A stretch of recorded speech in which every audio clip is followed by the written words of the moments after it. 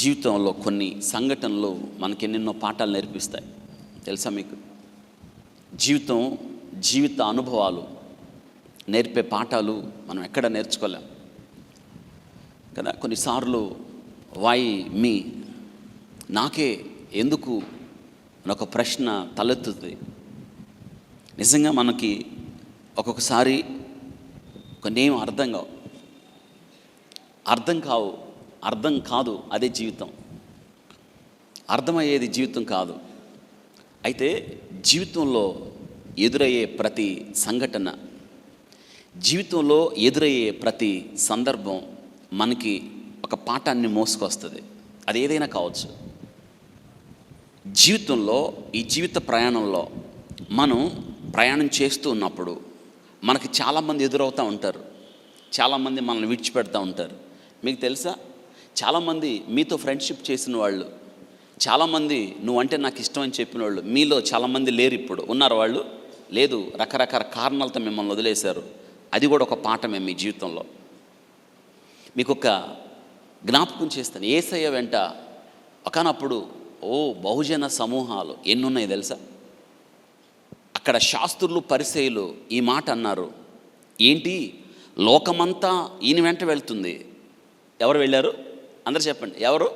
లోకమంతా అంటే మొత్తం ఊర్లు ఎవరంట వెళ్తున్నాయి? అందరు చెప్పండి. ఎవరంట? వాళ్ళు. అమ్మో, లోకమంతా ఈయన వెంట వెళ్ళిపోతున్నారు, మనం ఇలాగే ఉంటే కష్టం అవుద్ది, ఏదో ఒకటి చేసేద్దాం ఆయన్ని. లోకమంతటా కూడా యేసయ్య వెంట వెళ్ళింది. కానీ ఒక సమయంలో ఆయన వెంట ఒక్కళ్ళు కూడా లేరు. That's the life. ఈ ప్రపంచంలో యేసుక్రీస్తు ప్రభువారు వెళ్ళిన ఒంటరితనం బహుశా ఎవరు వెళ్ళలేదేమో. యేసుక్రీస్తు వారు అనుభవించిన వేదన ఎవరు అనుభవించలేదేమో. యేసుక్రీస్తు వారు పొందిన వేదన, అవమానం, ఆయన ఒంటరితనం, ఒకవేళ మనం రేపు పరలోకి వెళ్ళిన తర్వాత ఎలా అనుభవించావు ప్రభా ఒంటరితనం అంటే, అది నేను నీకు జవాబు చెప్తాను. ఎందుకంటే నీకోసమే నేను నా ఒంటరితనం అనుభవించానని. తెలుసా? ఈ దినాన మన జీవితంలో కొన్ని ఎన్నెన్నో గొప్ప పాఠాలు నేర్పిస్తాయి. కొన్ని తీపి జ్ఞాపకాలు మిగిలిస్తాయి. జీవితంలో ఎక్కువ విషాదాలే మిగులుస్తాయి. అయితే యేసుక్రీస్తు జీవితంలో అన్ని విషాదాలే. యేసుక్రీస్తును సంతోషపెట్టిన వాళ్ళు ఒక్కడు కూడా లేరు ఆ దినాల్లో. కాబట్టి ఆయన నడిచినట్టు నడవాలి మనం కదా. కొన్నిటికి మనం ఏం చేయాలో తెలియదు. అందుకే రైట్ ఆన్సర్ జీవితంలో దేవుని యొక్క వాక్యం. ప్రతి సందర్భంలో ఇదే మనకి జవాబు. ఇది ఇంతకు తప్ప జవాబు కూడా ఏది లేదు. 100 మంది ఒక గొప్ప వ్యక్తుల్ని ఇంటర్వ్యూ చేశారు. ఇంటర్వ్యూ చేసి, ఇక మిమ్మల్ని బయట ప్రపంచంలో ఉంచాం, మిమ్మల్ని జైల్లో పెట్టాలి అనుకుంటే మీతో మీరుంచుకునే పుస్తకం ఏమిటి అని అడిగితే, అందులో 100కి 100 మంది చెప్పిన వాళ్ళు మాతో బైబిల్ తప్ప మేమేం ఉంచుకోము అన్నారు. ఒక్కొక్కసారి మన జీవితంలో ప్రతి సందర్భంలో బైబిల్ మనతో మాట్లాడుతుంది తెలుసా. అందుకే మాట్లాడే స్నేహితుడైనా నిజమైన స్నేహితుడు విడువక ప్రేమించున్నాం. కాబట్టి బైబిల్ని ప్రేమించండి. తెలుసా, బైబిల్ని ప్రేమిస్తే ఎలా జీవించాలో తెలుస్తుంది. బైబిల్ని ప్రేమిస్తే ఎలా బ్రతకాలో తెలుస్తుంది. బైబిల్ ఎప్పుడు కూడా మీతోనే ఉండాలి. తెలుసా, బైబిల్ ఎప్పుడు మీతోనే ఉండాలి. మీ బైబిల్ని మీరు ప్రేమించాలి. మాకు ఇటీవలి కాలంలో ఒక 80 సంవత్సరాల ఆయన REC Warangal regional engineering college, ఆయన ఆ వరంగల్లో ఆయన గ్రాడ్యుయేట్. ఆయన అప్పట్లో ఎంత బాగా చదివాడు చూడండి. వరంగల్ REC 2 కలిసి ఉన్నప్పుడు. తెలుసా, ఆయన ప్రతి సందర్భంలో ఆయన అంటే బైబిలే ఉంది. ఆయన బైబిల్ పట్టుకోవడం చూస్తే నాకు చాలా ఆశ్చర్యమైంది. ఇప్పుడు ఆయన ఏజీ దాదాపు 80+ ఉన్నాడు ఆయన. నేను ఆయన ఒక సందర్భంలో అడిగితే ఆయన అన్నాడు, ఏ దినమైతే నా యవ్వన కాలంలో బైబిల్ని నేను ప్రేమించడం మొదలుపెట్టానో, జాగ్రత్త వినండి, నా యవ్వన కాలం నుండి బైబిల్ని ప్రేమించడం మొదలుపెట్టానో ఆ రోజు నుండి బైబిల్ లేకుండా నేను ఎప్పుడు బ్రతకలేదు. నా భార్య చనిపోయింది వివాహమైన 9 సంవత్సరాలకి. భార్య లేదు, కానీ బైబిల్ నన్ను ప్రేమించింది, బైబిల్ నన్ను విడిచిపెట్టలేదు. తర్వాత అమెరికాలో హోస్టన్లో నా పెద్ద కొడుకు కుటుంబంతో కలిసి విహారయాత్రకు వెళ్తుంటే కుటుంబం అంతా చనిపోయింది. నాకు మిగిలింది ఒక్క కొడుకే. ఆ కొడుకు చనిపోయాడు, ఇంకెవరు లేరు నాకు. యవ్వన కాలంలో వాక్యమును ప్రేమిస్తూ వచ్చాను. ఇప్పటికీ జీవితంలో బ్రతికున్నానంటే కొన్ని అర్థం కాని పరిస్థితుల్లో వాక్యం చదివేవాడిని. నీకు తెలుసా, నేను వాక్యం ఇప్పటికీ 10 గంటలు చదవకుండా ఏ రోజు నిద్రపోలేదు. ఈ వాక్యాన్ని ప్రేమించటం మొదలుపెట్టి ఇప్పటికీ 60 సంవత్సరాలు అన్నాడు ఆయన. నాకు అనిపించింది 60 సంవత్సరాల నుండి రోజుకు 10 గంటలు చదువుతున్నాడంటే ఆయన జీవితం అంతా దేనిలో గడిచిపోయింది? వాక్యాన్ని. మరి మీ సంగతి ఏంటి? ఒక్కసారి లాక్డౌన్లో ఏం చేశారు మీరు? ఇంటి దగ్గరే, బయటికి వెళ్ళటానికి లేదు కదా. బయటికి వెళ్దామా? లేదు. బయటికి వెళ్ళే పరిస్థితి లేదు. బహుశా నాకు మనవాళ్ళు ఎవరైనా కనిపిస్తారా కాస్త చూసుకుందాం అనేవాడిని. నేను ఎవ్వరు కనిపించలేదు నాకు. రోడ్డు మీద మేమే తిరిగాం. ఈ ఏరియాలో ఎక్కడ కేసులు వచ్చినా నేను వెళ్ళాల్సి వచ్చేది. ఇక్కడ చీరాల్లో మీకు తెలుసా, మేము నిద్రపోయి కొన్ని రాత్రుల్లో కేస్ ట్రేస్ అయింది అంటే ఆ ఇంటిని బేస్ చేసుకొని అక్కడ ఫస్ట్ జోన్ కింద, రెడ్ జోన్ కింద రెడ్ మార్కింగ్ ఇవ్వాలి. దానికి ఎవరు రావాలంటే మున్సిపల్ ఆఫీసర్లు రావాలి. మున్సిపల్ ప్లాన్ తీసుకొచ్చి ఆ ఇంటిని నోట్ చేసి దాని నుంచి రెడ్ జోన్ ఇవ్వాలి. దాని తర్వాత బఫర్ జోన్స్ అని ఉంటాయి. ఇవన్నీ వినే ఉంటారు మీరు. మిమ్మల్ని బయటికి రానిచ్చారా? రోడ్ల మీద పోలీసు వాళ్ళం మేమే ఉన్నాం. ఉదయాన్నే ఆ శానిటైజర్ వర్కర్స్ కనిపించేవాళ్ళు. నాకు ఆ జీవితంలో అనిపించింది, మానవులు దాక్కున్నారు, బయటికి రాలేరు. మీరు వద్దామన్నా వచ్చే పరిస్థితి కాదు.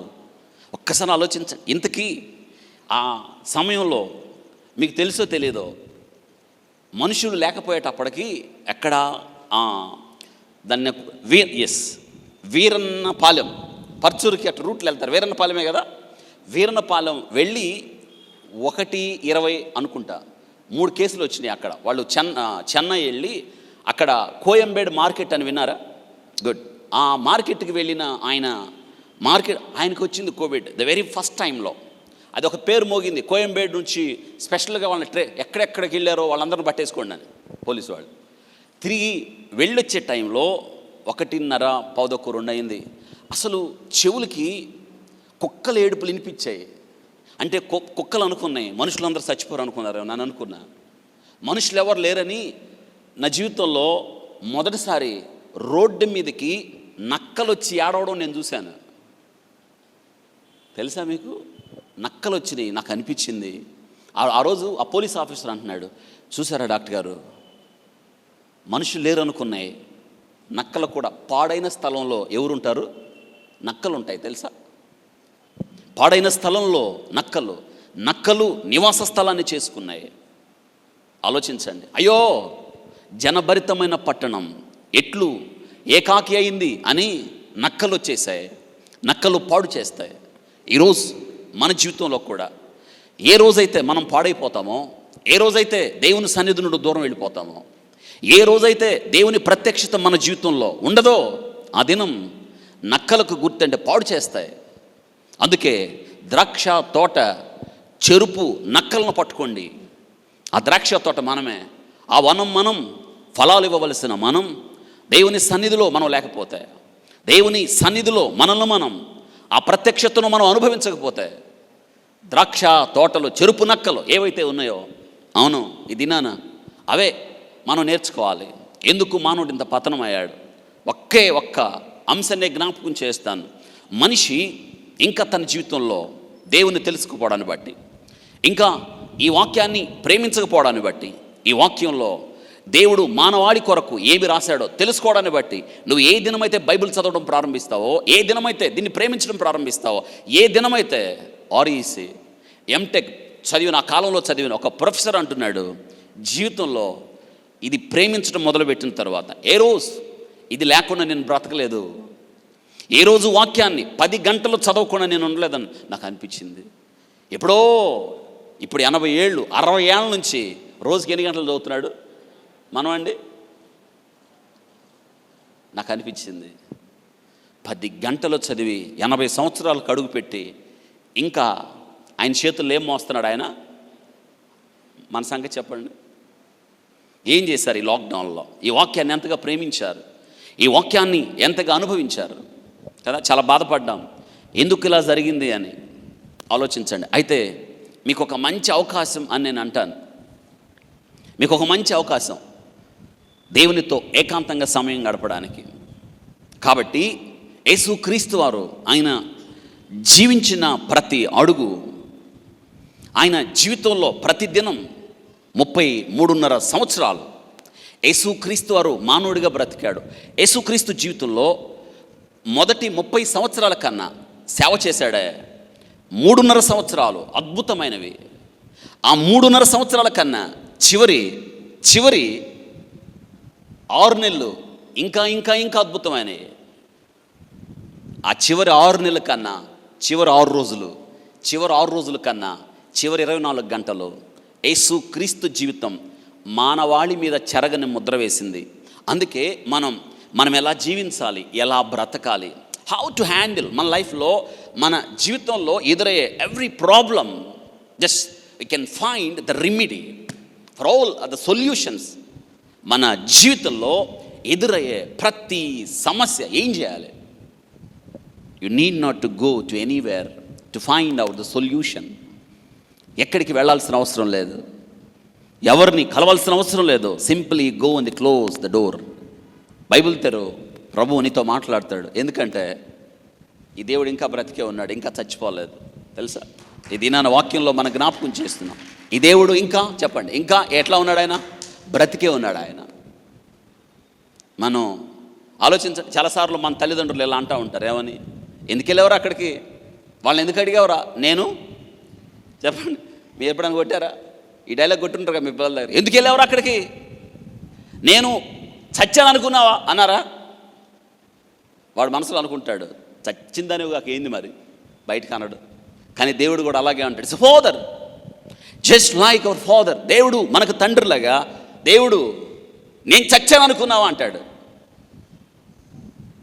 ఎక్కడికి వెళ్తావు కదా, ఎవరి దగ్గరికి వెళ్తావు? యేసుక్రీస్తు వారు. ఇదేనా నీ గురించి నా గురించి ఆయన దుఃఖపడుతున్నాడు. తెలుసా మీకు ఈ సంగతి?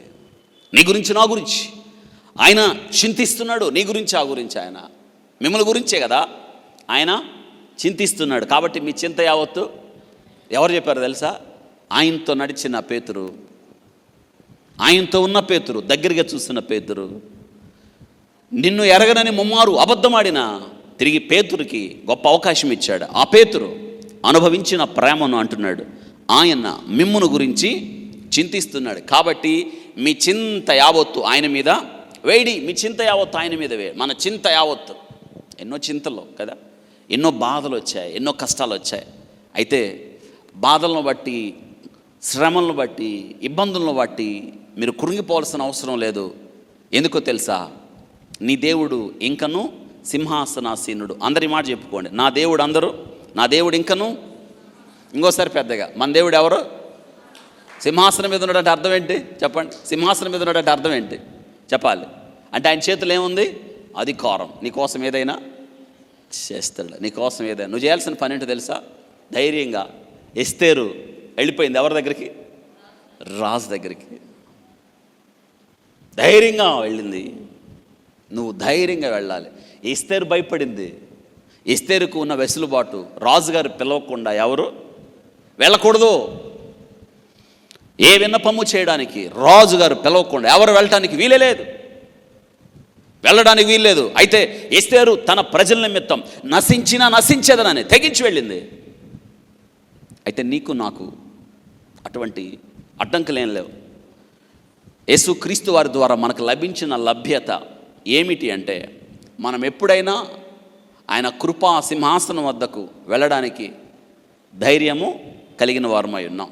కాబట్టి ఈ దినాన యేసుక్రీస్తు వారు తన చివరి జీవించిన దినాల్లో, చివరి కాలంలో, చివరి రోజుల్లో, ఇంకా సిలువకు వెళ్ళబోయే ముందు యేసయ్య ప్రార్థన చేశాడు. యేసయ్య ఒక ప్రార్థన చేశాడు. దాన్ని ఏమంటారంటే గెత్సెమనే తోటలో యేసయ్య చేసిన ప్రార్థన. గెత్సెమనే తోటలో ఏ ప్రార్థన అది? యేసయ్య చేసిన ప్రార్థన ఏమంటారంటే వరల్డ్స్ గ్రేటెస్ట్ ప్రేయర్. ఇప్పటివరకు ప్రపంచంలో చేసిన ప్రార్థనలన్నిటికన్నా యేసయ్య కూడా పలుమార్లు భూమి మీద ఉన్నప్పుడు యేసయ్య విరామము లేని పరిచర్య చేసిన ఆయన ప్రార్థన చేయడం మాత్రం మానుకోలేదు. పలుమార్లు మీకు ఒక విషయం తెలుసా, యేసయ్య పగలంతా పరిచర్య చేసేవాడు, కానీ రాత్రి వేళ ఏకాంతంగా వెళ్ళి ఒలీవల కొండకు వెళ్ళి అరణ్యానికి వెళ్ళి యేసయ్య ఏం చేసేవాడు? ప్రార్థన చేసేవాడు. కాబట్టి యేసుక్రీస్తు వారు, నేను జ్ఞాపకం చేస్తాను, గెత్సెమనే తోటలో యేసు చేసిన ప్రార్థన ఈ దినాన ఆ ప్రార్థన మనకేమి నేర్పిస్తుందో, యేసయ్య ఆ ప్రార్థన చేసేటప్పుడు ఆయన ఆలోచనలో నీవు నేను ఎలా ఉన్నామో, నీ గురించి నా గురించి ఎలా ఆయన తాపత్రయపడ్డాడో, నీ గురించి నా గురించి దేవుడు ఏం ఆలోచించాడో, నీ గురించి నా గురించి ఆయన తండ్రికి ఎలా విజ్ఞాపన చేశాడో, గెత్సెమనే తోటలో యేసయ్య చేసిన ప్రార్థన. అందుకే ది వరల్డ్ గ్రేటెస్ట్ ప్రేయర్, ప్రపంచంలో ఇప్పటిదాకా ఎన్ని ప్రార్థనలు చేయబడ్డా ఇక ముందు చేయబడిన ఇంతకు మించిన బలమైన ప్రార్థన ఏది కూడా లేదు. యేసుక్రీస్తు వారు గెత్సెమనే తోటలో చేసిన ప్రార్థన. ఇదేనా ఈ ప్రార్థనలో ఉన్న 7 మాటలు, 7 అంశాలు మీ దృష్టికి క్లుప్తంగా తేవడానికి ఇష్టపడుతున్నా. ఆ 7 అంశాలు మీరు రాసుకోవడం ద్వారా శ్రేష్టమైన విషయాలు. యేసుక్రీస్తు వారు ప్రయాణించాడే ఒంటరితనం జీవితంలో ఎంత భయానకమైన పరిస్థితో కదా. ఆ ఒంటరితనం యేసయ్యకి తెలుసు, దుఃఖం యేసయ్యకి తెలుసు, నువ్వు అనుభవిస్తున్న కన్నీరు యేసయ్యకి తెలుసు, నువ్వు అనుభవిస్తున్నావే ఒత్తిడి యేసయ్యకి తెలుసు. ఎందుకో తెలుసా? మన ప్రధాన యాజకుడు సహానుభవం కలిగిన వాడు. అందుకే ఆ బాధల గుండా వెళుతున్న మనల్ని ఓదార్చడానికి ఆయన శక్తిమంతుడు. ఇదినాన వాక్యం వింటున్న నీవు ధైర్యంగా, ఇదినాన వాక్యం వింటున్న నీవు ఇంకా నిబ్బరంగా దేవుని వాక్యాన్ని ప్రేమించండి. వాక్యం చెప్పే ప్రతి సంఘటన మీ జీవితంలో హృదయంలో భద్రం చేసుకోండి. మరియా దూత తనతో చెప్పిన మాటలు హృదయంలో భద్రం చేసుకుంది. అందరూ చెప్పండి, ఎక్కడ? హృదయంలో భద్రం చేసుకుంది. మీరేం భద్రం చేసుకుంటారు? హృదయంలో మనం వాక్యాన్ని భద్రం చేసుకోవాలి. కాబట్టి ఈ దినాన ఈ గెత్సెమనే తోటలో యేసయ్య చేసిన ప్రార్థన మీరు చదవాల్సిన వాక్య భాగాలు స్క్రీన్ మీద కనిపిస్తున్నాయి. మత్తయి సువార్త 26 అధ్యాయం 36 నుంచి 39 వచనాలు, మార్కు సువార్త 14 అధ్యాయం 32 నుండి 36 వచనాలు, లూకా సువార్త 22 అధ్యాయం 39 నుండి 46, ఇక చివరిది యోహాను సువార్త 18 అధ్యాయం 1-11 వచనాలు. ఇవి రాసుకోండి. మీరు ఇంటికి వెళ్ళిన తర్వాత ఇక్కడ ఏకాంతంగా యేసయ్య గెత్సెమనే తోటకు వచ్చి ఆయన ప్రార్థన చేశాడు. అగైన్ మార్కు సువార్త 26 అధ్యాయం 36 నుండి 39 వచనాలు, మార్కు సువార్త 14 అధ్యాయం 32 నుండి 36 వచనాలు, లూకా సువార్త 22 అధ్యాయం 39 నుండి 46 వచనాలు, చివరిగా యోహాను సువార్త 18 అధ్యాయం 1 నుండి 11 వచనాలు. ఈ భాగాలు గెత్సెమనే తోటలో యేసయ్య చేసిన ప్రార్థన గురించి మనం ఎన్నో విషయాలు నేర్చుకోవడానికి అవకాశం ఉంది. ఇక్కడ మనం ఈ వాక్యం కొరకు నేను లూకా సువార్త చదువుతాను. మీరు ఇంటికి వెళ్ళిన తర్వాత వాటిని కూడా ఒకసారి అవసరాన్ని బట్టి మనం చదువుదాం ఇక్కడ. అయితే మీరు ఇంటికి వెళ్ళిన తర్వాత వాటిని కూడా మీరు ఒక్కసారి చదవడానికి, అందులో ఉన్న అంశాలు మీరు గుర్తించుకోవడానికి ప్రయత్నం చేయండి. లూకా సువార్త 22 అధ్యాయం 39 నుండి చదువుతున్నాను. బైబిల్ తెరవండి. 39 నుండి. తర్వాత వారు బయలుదేరారు తన వాడుక చొప్పున, అండర్లైన్ తన వాడుక చొప్పున. వాడుక అంటే ఏంటి? అలవాటు. ప్రతిసారి మనం ఒకరోజు చేస్తే వాడుక అనరు. ఒకే పని పలుమార్లు చేస్తే దాన్ని ఏమంటారు? వాడుక అంటారు. యేసయ్యకి వాడుక ఉంది. ఏమిటి అంటే వాడుక, ఒలీవల కొండకు వెళ్ళే వాడుక. ఒలీవల కొండకు యేసయ్య ఒలీవల కొండకు వెళ్ళేవాడు. ఇక్కడ ఆలోచించండి, ఒలీవల కొండ నేర్పించే పాఠం యేసయ్య గెత్సెమనే తోటలో ఏమి నేర్పిస్తున్నాడు? ఆయన వాడుక చొప్పున ఒలీవ కొండకు వెళ్ళి శిష్యులను ఆయన వెంటను వెళ్ళిరి. శిష్యులు కూడా వెళ్ళారు ఆయన వెంట. చూడండి, ఎందుకంటే చివర ఇంకా అప్పగించబడబోతున్నాడు యేసుక్రీస్తు ప్రభువారు. He was on mission. తండ్రి తనకు అప్పగించిన పని. ఒక దినాన సలోమి అనబడిన ఒక స్త్రీ తన 2 కుమారులను వెంట పెట్టుకొని యేసయ్య దగ్గరికి వచ్చింది. యేసయ్య దగ్గరికి వచ్చి యేసయ్యని ప్రణమిల్లి ఆమె సాష్టాంగపడి అడగబోతున్నప్పుడు యేసయ్య అన్నాడు, అప్పటికి చాలామంది అనేక విన్నపాలతో యేసుక్రీస్తు దగ్గరికి వచ్చారు. వచ్చినప్పుడు ఈమె కూడా వచ్చింది. యేసయ్య అన్నాడు, అమ్మా చెప్పు, ఏమిటి నీ విన్నపం అడిగాడు.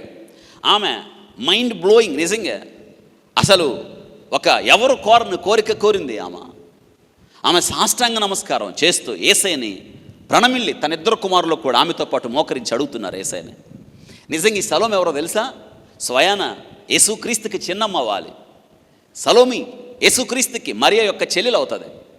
సలోమి అంటే అర్థం సమాధానం. నిజమే, సమాధానానికి కారణం 2 కుమారులను తిన్నగా యేసయ్య దగ్గరికి తీసుకొచ్చింది. నిజమే, ఇక్కడ మనకెప్పుడు ఆశ్చర్యం కలిగించేది ఏంటో తెలుసా? సొంత యేసుక్రీస్తుకు తోబుట్టువులుగా, యేసుక్రీస్తు తర్వాత మరియకు యేషేబుకు పుట్టిన తోబుట్టువులు ఆయన సహోదరులైనను ఆయన యందు విశ్వాసం ఉంచలేదు. యేసుక్రీస్తు తర్వాత మరియకు సంతానం కలిగారు. వారు కూడా యోషేబు, యోసే, యూదా అనే వారు యేసుక్రీస్తుకు తమ్ముళ్ళు అవ్వాలి. కానీ యేసుక్రీస్తును బ్రతుకున్నంత కాలం వారెవరు నమ్మలేదు. మీకు ఒక విషయం తెలుసా? యేసుక్రీస్తును వారు కూడా పిచ్చివాళ్ళు అన్నారు. వారు కూడా ఒకానొక సందర్భంలో యేసుక్రీస్తును బహుశా వారి మీద వచ్చిన ఒత్తిడి కావచ్చు. ఏంట్రా మీ అన్న ఇలా చేస్తున్నాడు, మీ అన్నను చంపేస్తాం, మీ అన్నతో పాటు మిమ్మల్ని కూడా చంపేస్తాం అని బెదిరించి ఉంటారు అక్కడ ఉన్నవాళ్ళు, శాస్త్రులు, పరిసయ్యులు. ఈ యేసుక్రీస్తు సోదరులు, తమ్ముళ్ళు అన్నవారు ఉన్నారే, వాళ్ళు యేసుక్రీస్తును కట్టేయడానికి తాళ్ళు తీసుకుపోయారంట. ఎట్టుంటుంది యేసుకి చెప్పండి, మీకు ఒకసారి ఆలోచించండి. యేసుక్రీస్తును కట్టేయడానికి ఏం తీసుకుపోయారు? తాళ్ళు. ఆయన సహోదరులు ఆయన యందు విశ్వాసం ఉంచలేదు. మరియ చెప్పుండొచ్చు, చెప్పదా? అరే ఆయన ఎవరో తెలుసా? దైవ కుమారుడు రా, ఆయన దేవుని కుమారుడు.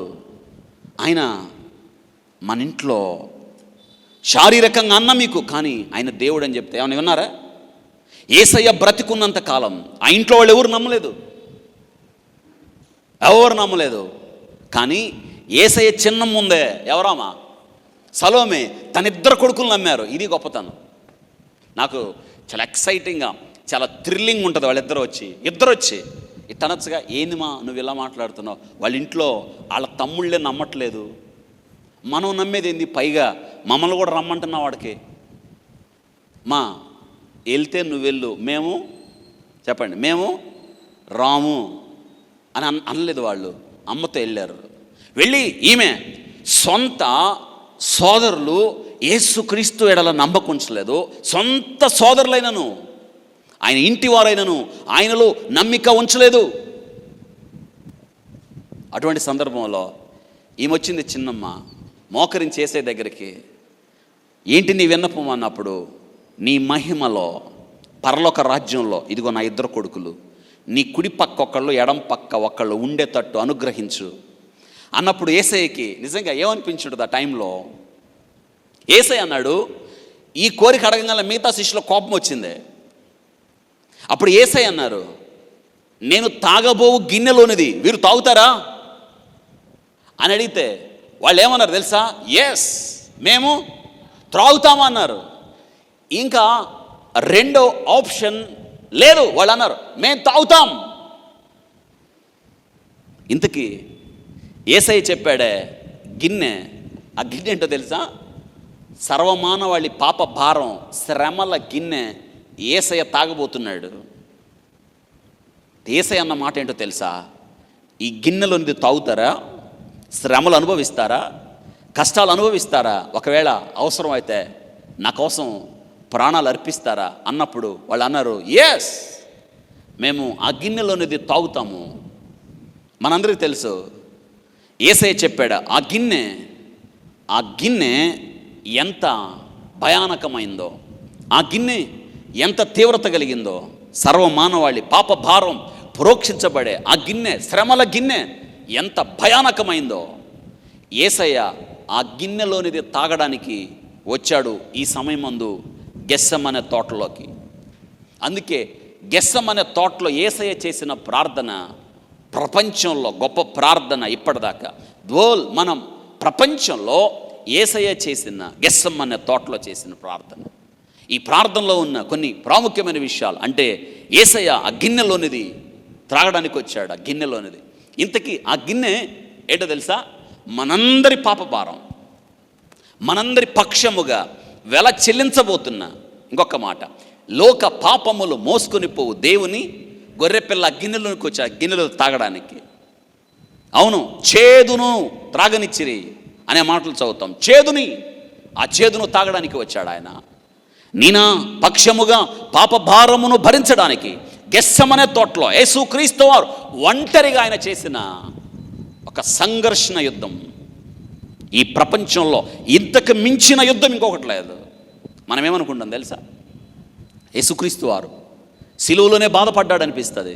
సిలువలోనే కదా ఆయన కొరడ దెబ్బలు తిన్నాడు. లేదు, యేసుక్రీస్తు వారు శ్రమనొందడం గెస్సెమనే తోట నుండి ప్రారంభమైంది. ఇదినేనా యేసయ్య ఏం పరిస్థితులు అనుభవించాడు, గెస్సెమనే తోటలో ఏం జరిగింది అనే ప్రాముఖ్యమైన విషయాన్ని మనం జ్ఞాపకం చేసుకుంటూ అంటున్నాడు. చూద్దాం. ఆయన బయలుదేరి వాడుక చొప్పున, వాడుక ఎంత చక్కని వాడుక. యేసయ్యకి ఒలీవల కొండకు వెళ్ళగా శిష్యులు ఆయన వెంట వెళ్ళిరి. ఆ చోట చేరి ఆయన వారితో, మీరు శోధనలో ప్రవేశించకున్నట్లు ప్రార్థన చేయడని చెప్పాను. శోధనలో శిష్యులతో పలుకుతున్నాడు. చివరి మాటలు యేసుక్రీస్తు వారికి. ఇంకా ఆయన అప్పగించబడబోతున్నాడు. తండ్రి తనకు అప్పగించిన పనిని పూర్తి చేయబోతున్నాడు. గమనించారా? వెళ్ళగా ఆయన శిష్యులు ఆయన వెంట వెళ్ళి ఆ చోట చేరి ఆయన వారితో, మీరు శోధనలో ప్రవేశించుకున్నట్లు ప్రార్థన చేయడని చెప్పి వారి యొద్ద నుండి రాతి వేత దూరం వెళ్ళి మోకాళ్ళుని, అండర్లైన్, ఎంత దూరం వెళ్ళాడు? రాతి వేత మోకాళ్ళుని. ఎవరు మోకాళ్ళునింది? యేసయ్య. అందరు చెప్పండి, యేసయ్య మోకాళ్ళుని. అందరు చెప్పండి, యేసయ్య మోకాళ్ళుని. అందరూ ఒకసారి చెప్పండి. మనం హాయిగా పడుకొని ప్రార్థన చేస్తాం కదా. మళ్ళీ దేవుడు చెప్తావు, ప్రభా నీకు తెలుసు కదా ప్రభా, నేను మోకరించలేను కదా, మోకరిస్తే నేను కింద పడిపోతాను కదా, బ్యాలెన్స్ ఉండదు కదా. మోకరిస్తే డాక్టరు మోకరించమంటాడు ప్రభా. ఎందుకంటే మోకాల్లో ఉన్న గుజ్జు ఏమైంది? అరిగిపోయింది ప్రభా. చివరికి మోకాళ్ళలో గుజ్జు ఎక్కించు ప్రభు అంటావు, కానీ మోకరించి ప్రార్థన చేసే బలం నాకు ఇవ్వు ప్రభు అనవే. ఏం చేసావు కాబట్టి మోకరించలేకపోతున్నావు? ఏం చేసావు? ఏమని చేసావా దేవుడి కోసం? చేయలా. చాలామందికి అలవాటు ఉండదు. దైవ కుమారుడికి సాక్షాత్తు మోకరించవలసిన అనుభవం, మోకరించవలసిన పరిస్థితి ఎందుకు దాపురించింది? ఎందుకు చేయాలి ఆయన? ఎప్పుడైనా ఆలోచించారా? అంత గొప్ప దేవుడే మానవుడిగా ఉన్నప్పుడు మోకరించి ప్రార్థన చేస్తే ఏమి నేర్పిస్తుంది ఈ సత్యం? నిన్ను నన్ను కూడా ఏం చేయమని, ఇంకోసారి పెద్దగా ఏం చేయమని? మోకరించి ప్రార్థన చేయమని. అమ్మ అలవాటు ఉందా? అలవాటు ఉంటే మంచిది. అలవాటు లేకపోతే క్రమంగా ప్రారంభించండి. ప్రారంభంలో కొంచెం కష్టమే, కానీ అలవాటు. ఇక అందుకే చెప్పాడు వాడుక. అందరు చెప్పండి, ఏంటి? వాడుక అయింది. మీకు ఒక విషయం తెలుసా? మందు తాగుతాడే, ఆ మందు తాగేవాడు మొదట్లోనే ఎత్తుకొని తాగడో, వాడు తాగేటప్పుడు చాలా జరుగుతాయి.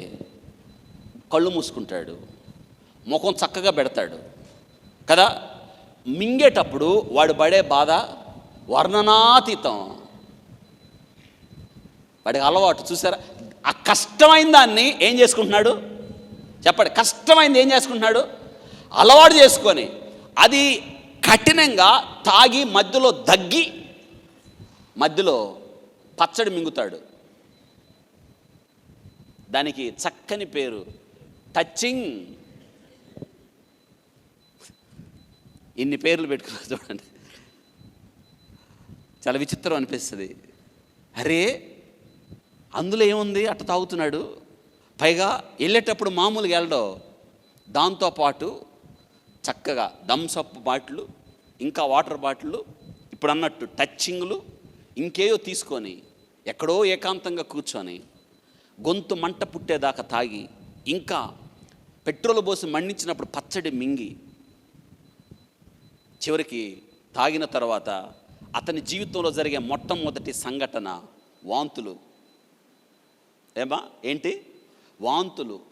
వాంతి చేసి అక్కడే పడిపోయి పందిలాగా పొర్లుతారు దరిద్రులు. అవును, నిజంగా నాకు అనిపిస్తుంది, అరే వీళ్ళు దాన్ని అలవాటు చేసుకోవడానికి ఇంత తాపత్రయపడుతున్నారే, ఇదేంటిరా మనం దేవుని కోసం అనవసరమైన దానికోసం అంత తాపత్రయపడుతున్నారే, మనం ఏంది బైబిల్ కోసం, దేవుని కొరకు, దేవుని వాక్యం కొరకు మనం ఏంటి కష్టపడలేదు? నిజమే కదా? మీరు ఎప్పుడైనా ఇలా ఆలోచించారా? కాని దాని కొరకు, వ్యర్థమైన దాని కొరకు జీవితాన్ని నాశనం చేసుకోవడం. వారు అన్ని పరుగులు తీస్తున్నారే. జీవితానికి ఏది అవసరమో, జీవితానికి ఏది కావాలో, జీవితానికి మనం ఏదైతే సంపాదించుకోవాలో, ఎందుకు దీన్ని మనం సంపాదించుకోవట్లేదు? పౌలు గారు అన్నాడు, నేను క్రీస్తును సంపాదించుకున్నాను. అందరూ చెప్పండి, ఎవరిని? అవును, ఏవేవి లాభకర్మలుగా ఉన్నాయో వాటన్నిటినీ నష్టముగా నేను ఎంచుకున్నాను. క్రీస్తు యేసునందు అతి శ్రేష్టమైన జ్ఞానం ఇది కావాలి మనకి. అతి శ్రేష్టమైన జ్ఞానం కావాలి. వింటున్నారా? వాడుక ఆయనకి, వాడుక. అసలు యేసయ్య చూసారా, మోకరించి, ఇంత గొప్ప దేవుడికి మోకరించవలసిన అవసరం ఏముంది ఆలోచించండి. ఆయన మోకరించి, చూడండి, మోకరించి వెళ్ళి రాతివేత దూరం వెళ్ళి మోకాళ్ళుని, తండ్రి ఈ గిన్నె, చూడండి, తండ్రి అని పిలుస్తున్నాడు. తండ్రి ఈ గిన్నె నా యొద్ద నుండి తొలగించుటకు నీ చిత్తం అయితే తొలగించుము. దేవుని చిత్తానికి అప్పగించుకున్నాడు. ఏంటంట, ఏం తొలగించమని? గిన్నె. ఇంతకీ ఆ గిన్నెలో ఏముంది? శ్రమలు ఉన్నాయి. ఆ గిన్నెలో సిలువ శ్రమలు ఉన్నాయి. ఆ గిన్నెలో చూస్తుంటే నువ్వు నేను కనిపిస్తున్నావు. ఎందుకు? పాపం చేసింది నువ్వు నేను. ఆయన పాపం చేయలేదు, ఆయన ఏ దోషము చేయలేదు, ఏ కపటము ఆయనలో లేదు, ఆయన యందు ఏ పాపము కనిపించలేదు. ఆ గిన్నె తండ్రి అంటున్నాడు.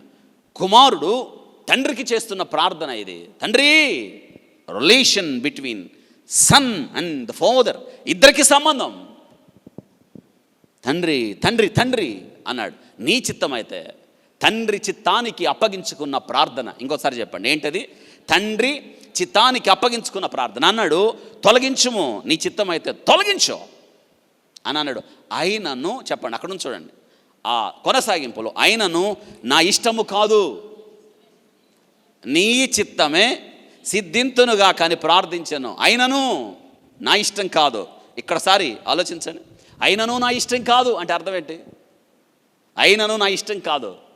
ప్రార్థనలో మనం ఎవరిష్టాన్ని కోరుకోవాలి?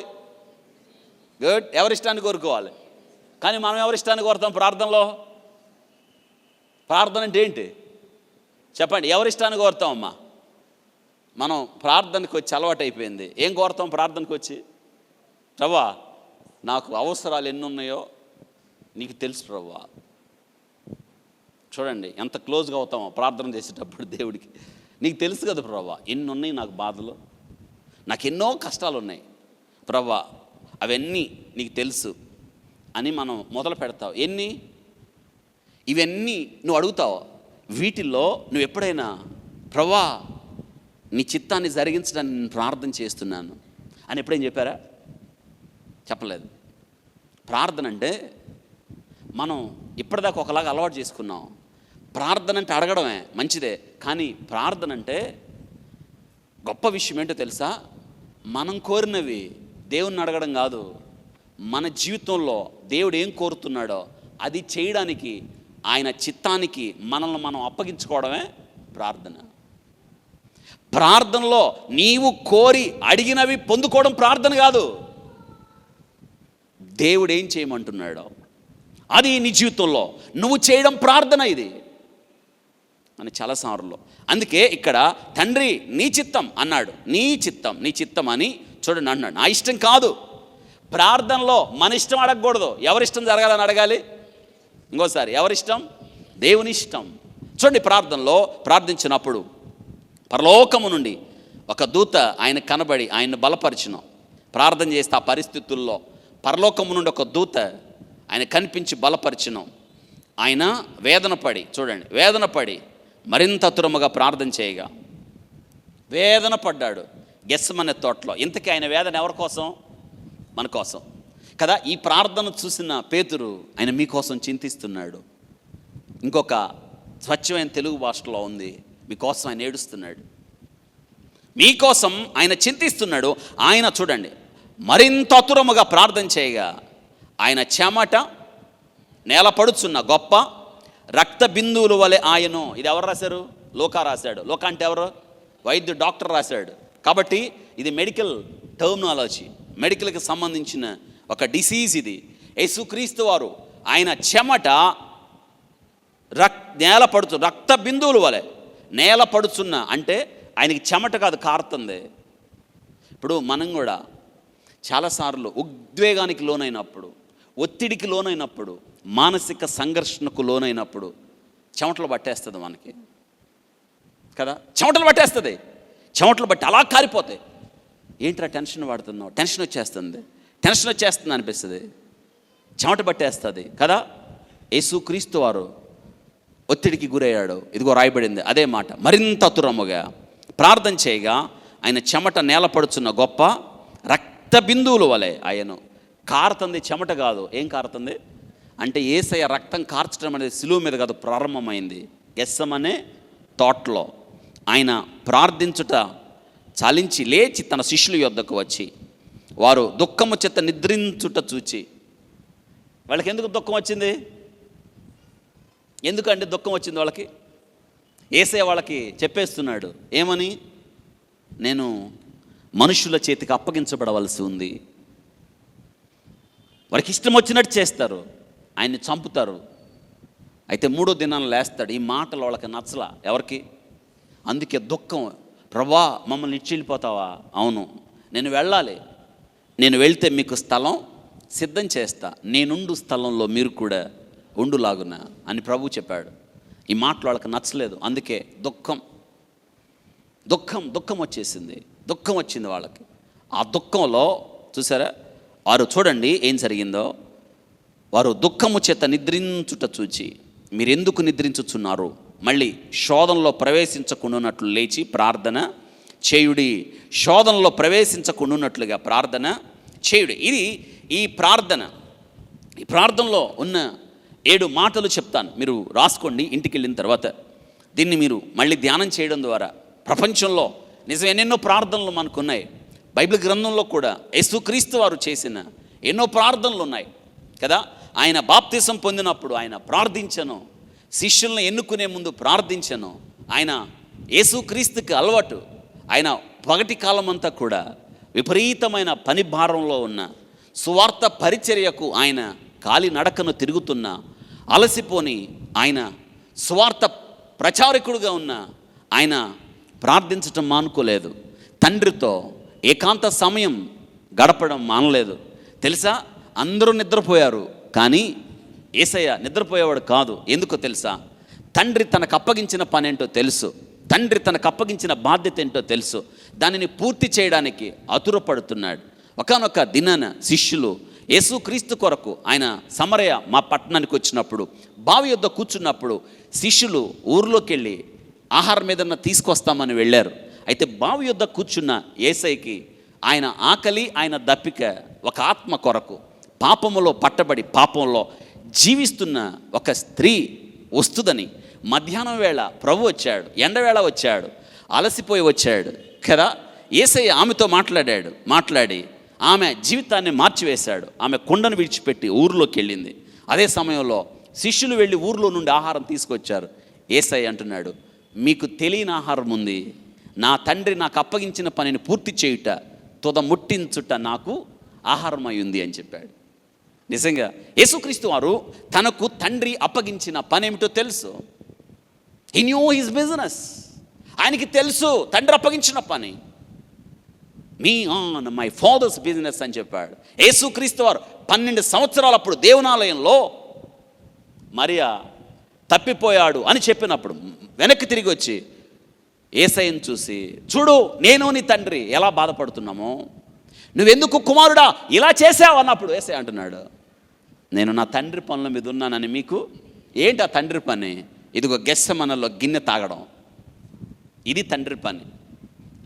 ఈ గెస్సెమనే తోట ప్రార్థన కీలకమైంది. యేసుక్రీస్తు వారు వాడుకు చొప్పున ఇప్పుడే కాదు, పలుమార్లు యేసుక్రీస్తు వారు గెస్సెమనేకి వచ్చి ప్రార్థన చేసేవాడు. అందుకే వాక్యంలో రాయబడింది, మరింత అతురముగా ప్రార్థన చేశాడు. యేసయ్యకి ఒక మంచి అలవాటు ఉంది తెలుసా? అలవాటు మార్కు భక్తుడు రాస్తాడు చూడండి, 1వ అధ్యాయం. యేసయ్యకి మంచి అలవాటు. 1వ అధ్యాయం 35వ వచనం. ఆయన పెందల కడనే లేచి ఇంకనూ చాలామంది చాలా చీకటి ఉండగానే బయలుదేరి అరణ్య ప్రదేశమునకు వెళ్ళి అతడు, అందులో మాటలు గమనించండి, పెందల కడనే లేచారా? పెందల కడనే లేస్తున్నారా? లేస్తే మంచిది. చాలా చీకటి ఉండగా అంటే కోడి గుయ్యటంతో పాటు మీరు కూడా లేవాలి. మీరు ఇట్ట అనొచ్చు, కోళ్ళు లేవని. ఉన్నాయా? లేవు. కానీ మీ చేతిలో ఫోన్ ఉంది, దానికి పెడితే చాలు, మీరు లేచేదాకా, అవునా కదా, లేస్తారు. తర్వాత ఉండగానే బయలుదేరి అరణ్య ప్రదేశమునకు వెళ్ళి అక్కడ, చెప్పండి, అక్కడ ఏం చేశాడు ఆయన? ప్రార్థన చేయుచుండెను.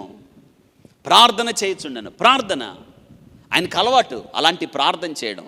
ఇంకా పెందల కడ ఆయన ప్రార్థన చేసే వ్యక్తిగా మనకు కనిపిస్తూ ఉన్నాడు. నిజంగా ఆలోచించండి. మీకు ఇంకొక మాట నేను జ్ఞాపకం చేయడానికి ఇష్టపడుతున్నాను. చూడండి, వాక్య భాగంలో మనం చూసినప్పుడు యోహాను సువార్త 7వ అధ్యాయం చివరి మొక్క, 8వ అధ్యాయం మొదటి మాట, 2 కలిపి చదువుదాం, కొనసాగింపు. యోహాను సువార్త 7వ అధ్యాయం చివరి 53వ వచనం. అంతటా ఎవరింటికి వారు పనులైపోయినాయి. యేసుక్రీస్తు తోట పనులు చేయించేసుకున్నారు. బాధలు పోయాయి, కష్టాలు పోయాయి. యేసుక్రీస్తు వారు అద్భుతాలు చేశాడు. ఎవరు ఏ సమస్యలో వచ్చారో ఆ సమస్యలు తీర్చాడు ప్రభువారు. గమనించారా? అంతటా ఎవరింటికి, అందరికి ఇళ్ళు ఉన్నాయి, ఎవరి ఇంటికి వారు వెళ్ళిరి. కింద యేసు ఒలీవల కొండకు వెళ్ళినాం. ఎవరింటికి వారు వెళ్ళిరి? అందరికి ఇళ్ళు ఉన్నాయి, అందరికీ కుటుంబాలు ఉన్నాయి కదా. మీకు ఒక్క మాట, ఇప్పుడు ఇక్కడికి సాయంత్రం ఆరాధనకు వచ్చారు చాలా కాలం. మిమ్మల్ని ఏ టైంకి ఎక్స్పెక్ట్ చేస్తారు? ఇంటికాడ ఏ టైంకి వెళ్ళాలి? మీరు 8కి ముందు ముగిచ్చేస్తే దగ్గర కాబట్టి 8, దూరం అయితే 9 లేదా 10కి చేరతారు ఇంటికి, దూరం అయితే. అవునా? మీరు ఇంటికి వెళ్ళకపోతే ఏమవుద్ది చెప్పండి? ఏమవుద్ది చెప్పండి? ఇంటికి వెళ్ళకపోతే, అసలు మనం ఇంటికి పోలేదనుకోండి, ఏమవుద్ది? చిన్నగా ఇంకా రాలేదేంటి అని కొంత కలవరం ప్రారంభమైంది కదా. దాని తర్వాత 11 అయింది, చిన్నగా వాళ్ళు నన్ను తిట్టుకోవడం ప్రారంభిస్తారు. ఏమిటి ఆ తొందర కదా. కోవిడ్ వస్తే సాయంత్రం ఆరాధన 2 పెట్టారు కదా, మళ్ళీ సాయంత్రం ఏంటి అని మెల్లగా తిట్టుకుంటారు. నిజంగానే మరి ఇంట్లో మనం లేకపోతే ఏంటి ఆ సంగతి? ఏమయ్యారో తెలియాలి కదా. ఒక్కసారి ఆలోచించండి. ఒక సమయం వరకు మనం వెళ్తామని ఇంట్లో ఎదురు చూస్తారు, బాగుంది. కానీ అందరు వెళ్ళిపోయారు వాళ్ళ ఇళ్ళకి, యేసయ్య వెళ్ళలేదు. ఎందుకో తెలుసా? ఆయనకి ఎదురు చూసే ఏ ఇల్లు ఆయనకి లేదు. ఒంటరితనం. ఆయన గురించి ఆలోచించేవాళ్ళు లేరు, ఆయన గురించి యోచించేవాళ్ళు లేరు. ఎక్కడున్నాడో, ఏం చేశాడో, ఏం తింటున్నాడో, ఎక్కడ జీవిస్తున్నాడో ఒక్కడు ఆలోచించేవాళ్ళు లేరు. ఆయన కొరకు ఎదురు చూసేవాళ్ళే లేరు. Heart breaking situation. ఎవరు లేరు ఆయనకి. అంతటా ఎవరింటికి వారు వెళ్ళి, యేసయ్య కోరుకున్న స్థలం, యేసయ్య తండ్రి సహవాసాన్ని అనునిత్యం అనుభవించే స్థలం ఒలీవల కొండ. అక్కడికి వెళ్ళాడు ఆయన. గెస్సెమనే తోటకు వెళ్ళాడు. ఒలీవల కొండ కిందే ఉంది గెస్సెమనే తోట. ఒలీవల కొండ దిగితే కింద గెస్సెమనే తోట ఇప్పటికీ ఉంది. అది ఎవరెవరు పిలవలేదు యేసయ్యని. ప్రభువా మా ఇంటికి వచ్చేసాయి.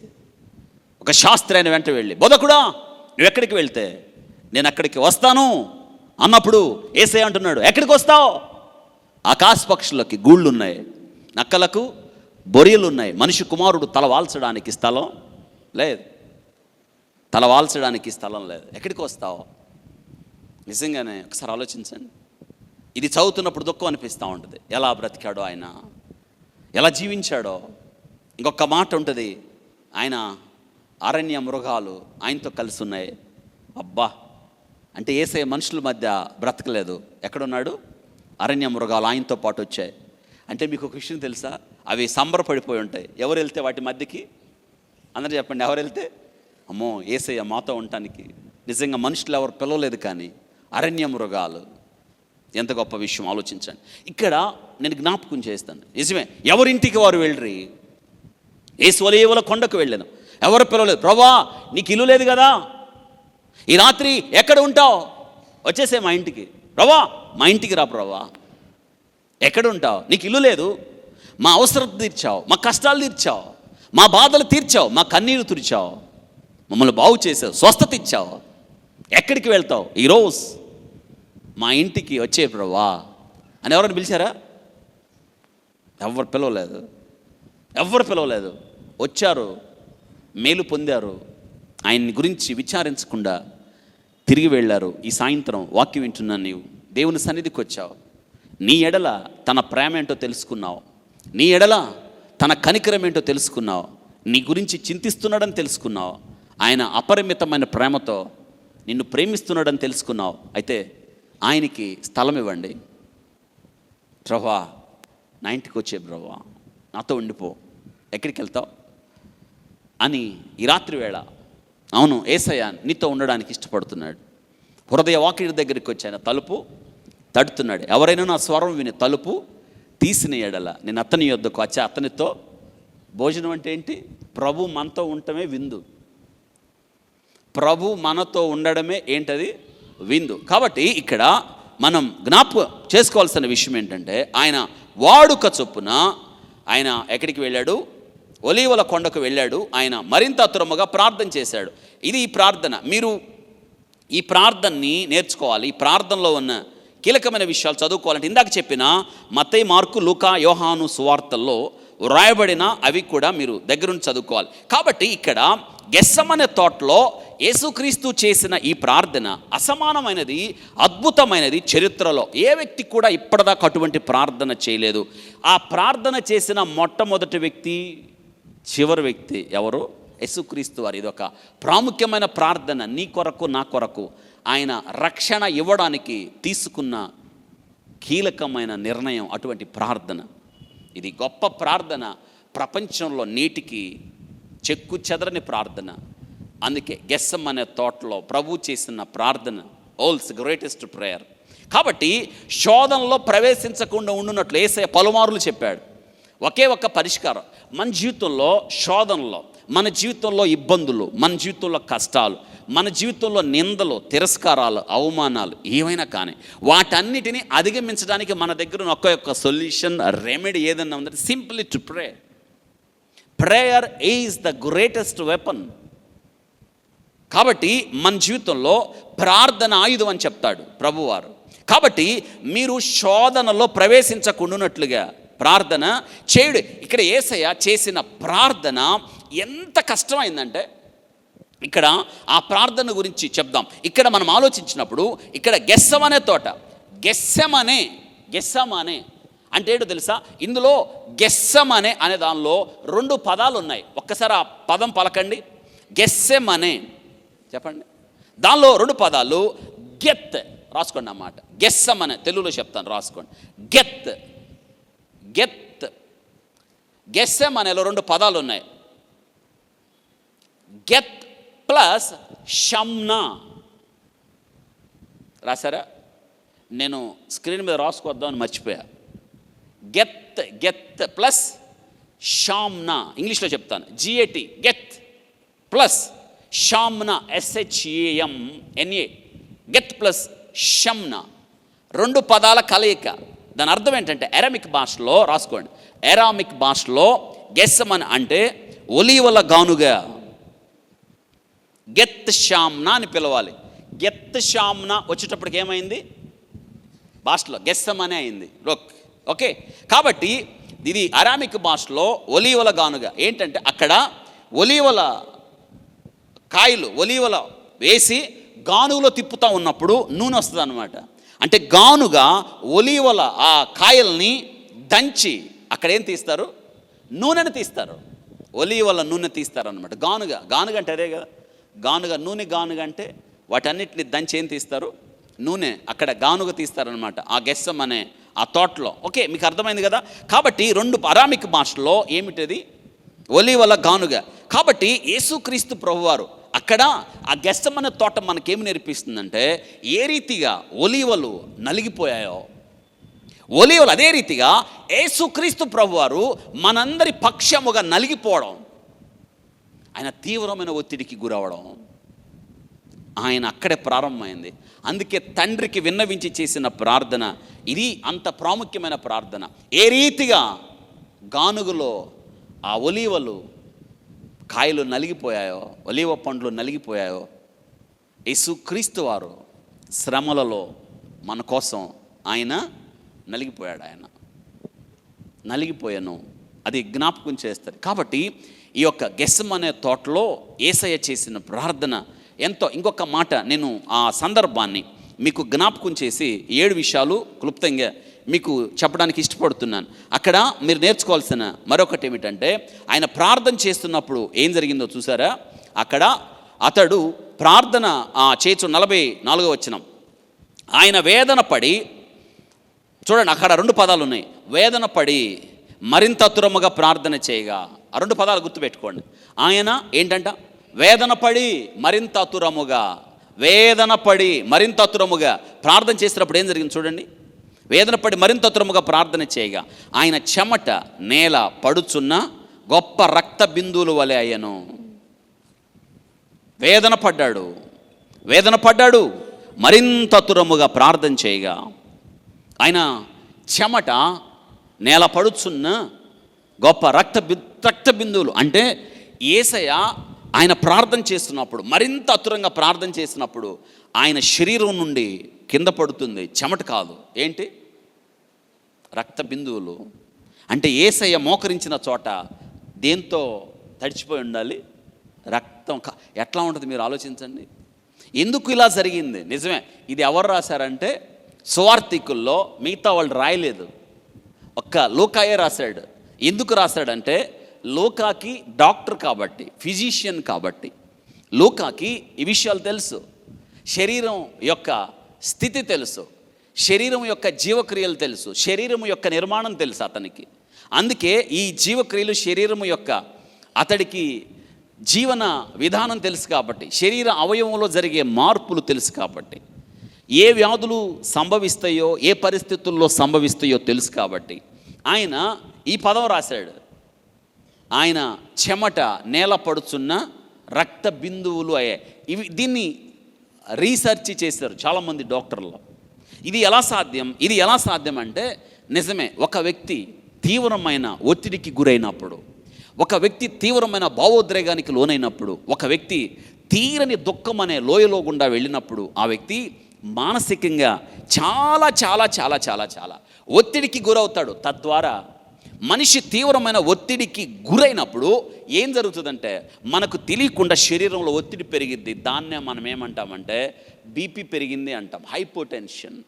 శరీరంలో రక్తము ప్రవహించే తీవ్రత పెరుగుతుంది. శరీరంలో రక్తం ప్రవహించేటప్పుడు శరీరం రక్తనాళాల మీద ఆ రక్తము చూపించే ఈ ప్రభావాన్ని ఏమంటారంటే, గోడకు తగులుతూ ఉంటుంది రక్తం, అది దాన్నే బీపీ అంటారు.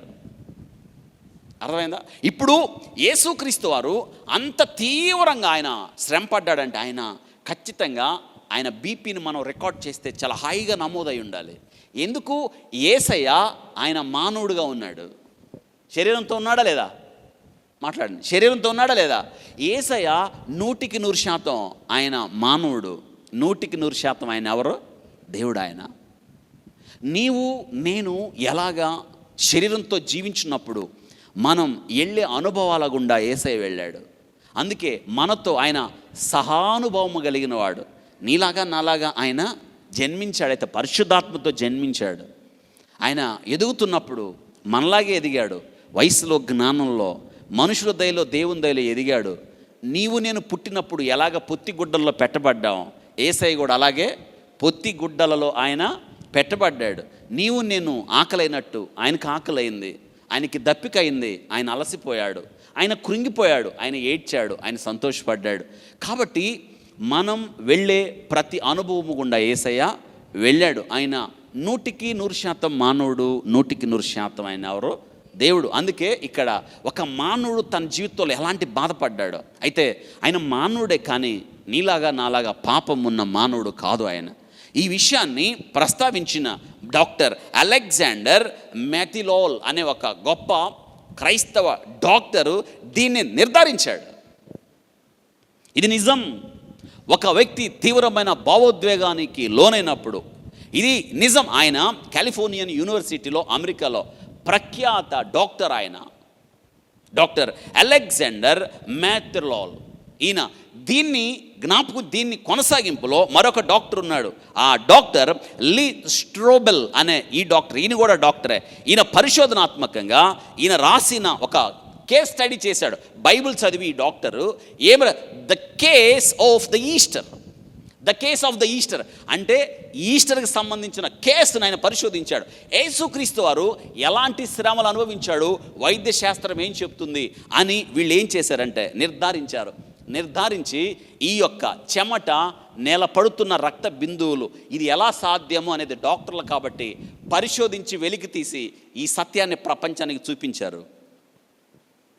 ఇది బైబిల్ గ్రంథం ఎప్పుడు రాయబడింది? 2000 సంవత్సరాలు దగ్గరగా కదా.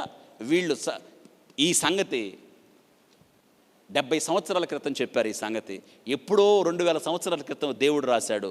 ఆయన చెమట, నేల పడుచున్న రక్త బిందువులు ఎలా సాధ్యం అంటే వాళ్ళు పరిశోధించి చెప్పారు. ఇప్పుడు మన శరీరం ఉంది కదా, మన శరీరం మనకి బాగా చెమట పడుతుంది కదా. చెమట బాగా మనం తీవ్రంగా పనిచేసినప్పుడు, ఒత్తిడికి గురైనప్పుడు, కోపం వచ్చినప్పుడు, ఆవేశం వచ్చినప్పుడు, మానసిక ఉద్రేకం వచ్చినప్పుడు, మానసిక సంఘర్షణ వచ్చినప్పుడు, బయటికి తెలియని పరితాపం వచ్చినప్పుడు, మనకి టెన్షన్ వచ్చేస్తుంది. వెంటనే ఏం పడతాయి?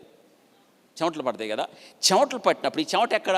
మన శరీరాన్ని ఆనుకొనే శరీరము లోపల, ఈ శరీర పొరలకు లోన స్వేద బిందువులు ఉంటాయి. అంటే చెమట గ్రంథులు ఉంటాయి. అందరూ చెప్పండి, ఏముంటాయి? చెమట గ్రంథులు. ఆ చెమట గ్రంథులకి రక్తాన్ని ప్రసారం చేసే టైనీ బ్లడ్ వెజల్స్ ఉంటాయి. చాలా చిన్న రక్తనాళాలు. ఆ యొక్క స్వేద గ్రంథులకి చిన్న రక్తనాళాలు ఉంటాయి. అవి రక్త సరఫరాను అందిస్తాయి. ఒక వ్యక్తి తీవ్రంగా ఒత్తిడికి లోనైనప్పుడు ఆ చిన్న రక్తనాళాలు ఉంటాయే, అవి పగిలిపోతాయి. ఆ ఒత్తిడిని తట్టుకోలేక ఆ రక్తనాళాలు పగిలిపోతే ఆ స్వేద గ్రంథుల్లోనికి రక్తం వస్తుంది. అందుకే మనకి బయటికి అప్పుడు ఏమి రాదు, చెమట, రక్తం వస్తుంది. ఒక వ్యక్తి మోస్ట్ ఎమోషనల్ స్ట్రెస్ వచ్చినప్పుడు ఆ వ్యక్తి పైనున్న శరీరంలో, శరీర పొరల కింద ఉన్న రక్తనాళాలు పగిలిపోయినప్పుడు, అంటే యేసయ్య రక్తనాళాలు, రక్తం వచ్చిందంటే ఏమై ఉండాలి చెప్పండి? పగిలిపోయి ఉండాలి. మీకు విషయం తెలుసా? దీన్నే ఏమన్నారు? తెలుగులో ఏం రాశాడు? ఆయన చెమట, నేల పడుచున్న గొప్ప రక్త బిందువులు. దాన్ని వైద్య పరిభాషలో ఏమంటారని హిమాటిడ్రోసిస్ అంటారు. అందరూ ఒకసారి చెప్పండి, ఊరికే గుర్తుపెట్టుకోండి. డ్రోసిస్ హిమాటి అంటే రక్తం, రక్తనాళాలు పగిలిపోతే రక్తము బయటకు వచ్చింది. ఇది వైద్యుడు కాబట్టి ఆయనకు అర్థమైంది కాబట్టి ఇది రాశాడు. నిజంగా బైబిల్ గ్రంథం ఎంత యథార్థమైన పుస్తకమో, ఎంత గొప్ప పుస్తకమో ఆలోచిద్దాం. కాబట్టి ఇక్కడ వాక్య భాగంలో గెత్సెమనే తోట, ఇది ఒక అసమానమైన ప్రార్థన. యేసుక్రీస్తు వారు శరీరధారిగా ఉన్నప్పుడు చేసిన ప్రార్థన, పూర్తిగా విశ్వాసంతో తండ్రి మీద ఆధారపడిన ప్రార్థన, తండ్రి చిత్తానికి అప్పగించుకున్న ప్రార్థన. కాబట్టి మన జీవితంలో ప్రత్యేకమైన పరిస్థితుల్లో సమస్యలు చుట్టుముట్టినప్పుడు, కష్టాల కడలి గుండా వెళ్తున్నప్పుడు మనకి వీ కెన్ యూజ్ మన ప్రార్థనలో, వీ కెన్ ప్రే. మనం ఏం చేయొచ్చు అంటే ప్రార్థనలో, prayer is the best practical remedy which we can use in trouble of timings. మన జీవితంలో బెస్ట్ ప్రాక్టికల్ రెమెడీ. తీవ్రమైన ఒత్తిడికి గురైనప్పుడు, బాధలు వచ్చినప్పుడు కదా, పరిస్థితులు ఏం చేయాలో అర్థం కానప్పుడు, దిక్కుతోచని పరిస్థితుల్లో మనం ఉన్నప్పుడు, ఇది గొప్ప ఔషధం ప్రార్థన చేయడం. యేసయ్య సిలువ ఆయన ముందు కనిపిస్తుంది. అవమానం ఆయన ముందు కనిపిస్తుంది, తిరస్కారం ఆయన ముందు కనిపిస్తున్నాయి, కొరడా దెబ్బలు ఆయన మీద కనిపిస్తున్నాయి, ఉమ్మి వేయడం ఆయన కళ్ళ ముందు కనిపిస్తుంది. అదంతా గిన్నెలో కనిపిస్తుంది. ఎవరు సహిస్తారు చెప్పండి? ఇటువంటి పరిస్థితుల్లో ఈ కీలకమైన ఒత్తిడిని తగ్గించుకోవడానికి యేసుక్రీస్తు వారు వెళ్ళిన మార్గమే ప్రార్థన. మన జీవితంలో మనం కూడా ఏం చేయాలో తెలియదు, తీవ్రమైన ఒత్తిడి, భారం, మనకు తెలిసింది ఏంటి, ఏం చేయాలి, ఏం చేయాలో అర్థం కాదు. ఆ సమయంలోనే ప్రార్థన చేయాలి. యేసయ్య గెత్సెమనే తోటలో నేర్పించిన విషయం అదే. ఆయన మరింత ఆతురముగా ప్రార్థన చేసి, ఎంత తీవ్రత ఉందో ఆలోచించండి. కాబట్టి ఒక్కొక్కసారి మన జీవితంలో యేసయ్య శిష్యులను తీసుకెళ్ళి వాళ్ళని రాయి వేత దూరం అంత, అంటే రాయి విసిరితే ఎంత దూరం వెళ్ళిద్దో అంత దూరం యేసయ్య వెళ్ళి, మీరు ఎక్కడుండి ప్రార్థన చేయండి, నేను అక్కడ ప్రార్థన చేస్తానని. ఒక్కొక్కసారి మన జీవితంలో కూడా లోన్లీ ప్రేయర్, ఒంటరిగా ప్రార్థన చేయాల్సి వస్తుంది. చేస్తారా? మీతో కొన్నిసార్లు దేవుడు అనుమతిస్తాడు అలాగా. గదిలోనికి వెళ్ళి ఏం చేయాలి? గదిలోనికి వెళ్ళి తలుపేసుకొని పడుకోండి అన్నాడు, ప్రార్థన చేయండి అన్నాడు. మనం చెప్పండి, ఎప్పుడైనా అట్ట చేస్తున్నారా? ఒక్కసారి ఆలోచించండి. గదిలోనికి వెళ్ళిపో, ఒంటరి ప్రార్థన ఒక్కొక్కసారి అవసరం కదా. మా చిన్నతనంలో మా ఇంటికి చాలా మీటింగ్స్ జరుగుతూ ఉండే, చాలా అసలు విపరీతమైన పండగలు, మీటింగ్లు అంటే పండుగలు ఎప్పుడయ్యా జరుగుతాయి. చాలా చర్చిలు ఉండేవి. ప్రతి 3 నెలలకి ఈ సేవకుల మీటింగులన్నీ, ప్రతి నెలకు ఒకసారి సేవకుల సదస్సు. తెలుసా, ఆ దినాల్లో ఈ ఫోన్లో ఏం లేవు. చిన్నతనంలో నాకు ఇప్పటికీ గుర్తొచ్చి సంతోషం అవుతూ ఉంటుంది. వాళ్ళందరూ వచ్చి, అప్పుడు విజయనగర కాలనీ ఉంది కదా, అప్పుడు లేదు, నేను చిన్నప్పుడు ఆ విజయనగర కాలనీకి ఒంటరికి వెళ్ళి ప్రార్థనలు చేసుకొని వచ్చేవాళ్ళు. ఎక్కడ ఏకాంత స్థలం ఉందో ప్రార్థన చేసుకొని వచ్చేవాళ్ళు. కొద్దిమంది ఈ బైపాస్లోకి వెళ్ళి ఆ చివరి ప్రార్థన చేసుకొని వచ్చేవాళ్ళు. ఇప్పుడు ఎవరైనా ఉన్నారా? మనం సింపుల్ తేలికైన పని, ఎవరు కనిపిస్తే వాళ్ళని నా గురించి ప్రార్థన చేయండి. నువ్వేం చేస్తా? ప్రార్థన కూడా చేసుకోలేవా కదా? చివరికి మనం ప్రార్థన చేయటానికి కూడా ఎవరి మీద ఆధారపడుతున్నావు? అవును, నీ కోసం ఇతరులు ప్రార్థన చేస్తారు, మరి నువ్వేం చేస్తావు చెప్పండి?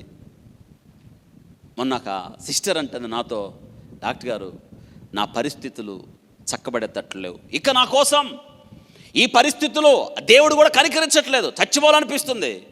అయ్యో, అంత నిర్ణయం తీసుకోవద్దు అనగానే, దయచేసి మీరు నా కోసం ఉపవాసం ఉండి ప్రార్థన చేయండి అంటుంది నన్ను. ఏంటి సమస్యలు ఎవరి, బాధలు ఎవరి, చచ్చిపోవాలని ఎవరికి అనిపిస్తుంది? నాకాముక చెప్పండి, ఎవరికి? మరి ఉపవాసం ఉండాల్సింది ఎవరు? నేను ఉపవాసం ఉండి ఆమె ప్రార్థిస్తే ఆమె ఏం చేస్తుంది? పడుకుంటుందా? నేనన్నా చెప్పకుండా ఉండలేనుగా, నోరు ఊరుకోదుగా. సరే అమ్మా అని ఊరుకుంటే సరిపోద్ది. నేనన్నా ఏంటమ్మా నేను ప్రార్థన చేస్తే నువ్వేం చేస్తావు అన్నా. అవును, షాక్ అయింది, తేరుకుంది. అంటే నేను కూడా చేసుకుంటాను, నువ్వు చేసుకో సంత నాకు తెలుసు. ఇప్పుడు నేనన్నా, ఆ ప్రార్థన నువ్వే చేసుకో, ఆ ఉపవాసం ఏదో నువ్వే ఉండు, ఆ ఏడుపేదో నువ్వే చెయ్యి. నువ్వు ప్రార్థన చేసేదాకా నీకు పరిష్కారం కాదు. నేను చేస్తా ప్రార్థన, అయితే చేసుకోవాల్సింది నువ్వు, దేవునితో సంబంధం కట్టుకోవాల్సింది నువ్వు, దేవునితో ప్రత్యక్షత కావాల్సింది నీవు, దేవుని నుండి జవాబు పొందవలసింది నువ్వు ప్రార్థన చేసుకో. చాలామందికి అలవాటైంది నా కోసం ప్రార్థన చేయాలి. నువ్వు ప్రార్థన కోరుకోవడంలో తప్పులేదు, కానీ నువ్వేం చేస్తావు? అది ఎప్పుడో తెలుసా? నీవు ప్రార్థన చేసుకుంటూ సహాయాన్ని కోరాలి. ఎస్తేర్ అంటుంది, ఇదిగో నేను ఇక్కడుండి నేను నా పనికత్తెలు ఏం చేస్తాం? ప్రార్థన చేస్తాం. మీరు కూడా ప్రార్థన చేయండి. ఇది జరగాలి యుద్ధం. అంతేగాని ఒకళ్ళాడుండి నా కోసం ప్రార్థన చేయండి అంటే ఇదే పని మనకి. చాలామంది ప్రార్థన విన్నపాలు ఇస్తారు, తప్పు కాదు, కానీ విన్నపం ఇచ్చినోడు ఇంటికాడ ఏం చేయాలి? ప్రార్థన చేయాలి.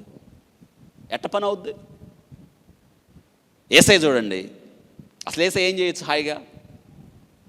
ఆ శిష్యుల్ని, 3.5 సంవత్సరాలు మిమ్మల్ని పోషించా, ఈ రాత్రి మీరు ప్రార్థన చేయకపోతే మీ అందరిని తాట తీస్తానంటే ఏం చేసేవాడు? వాళ్ళందరూ చెప్పండి ఏం చేసేవాడు? ప్రార్థన చేసేవాడు కదా.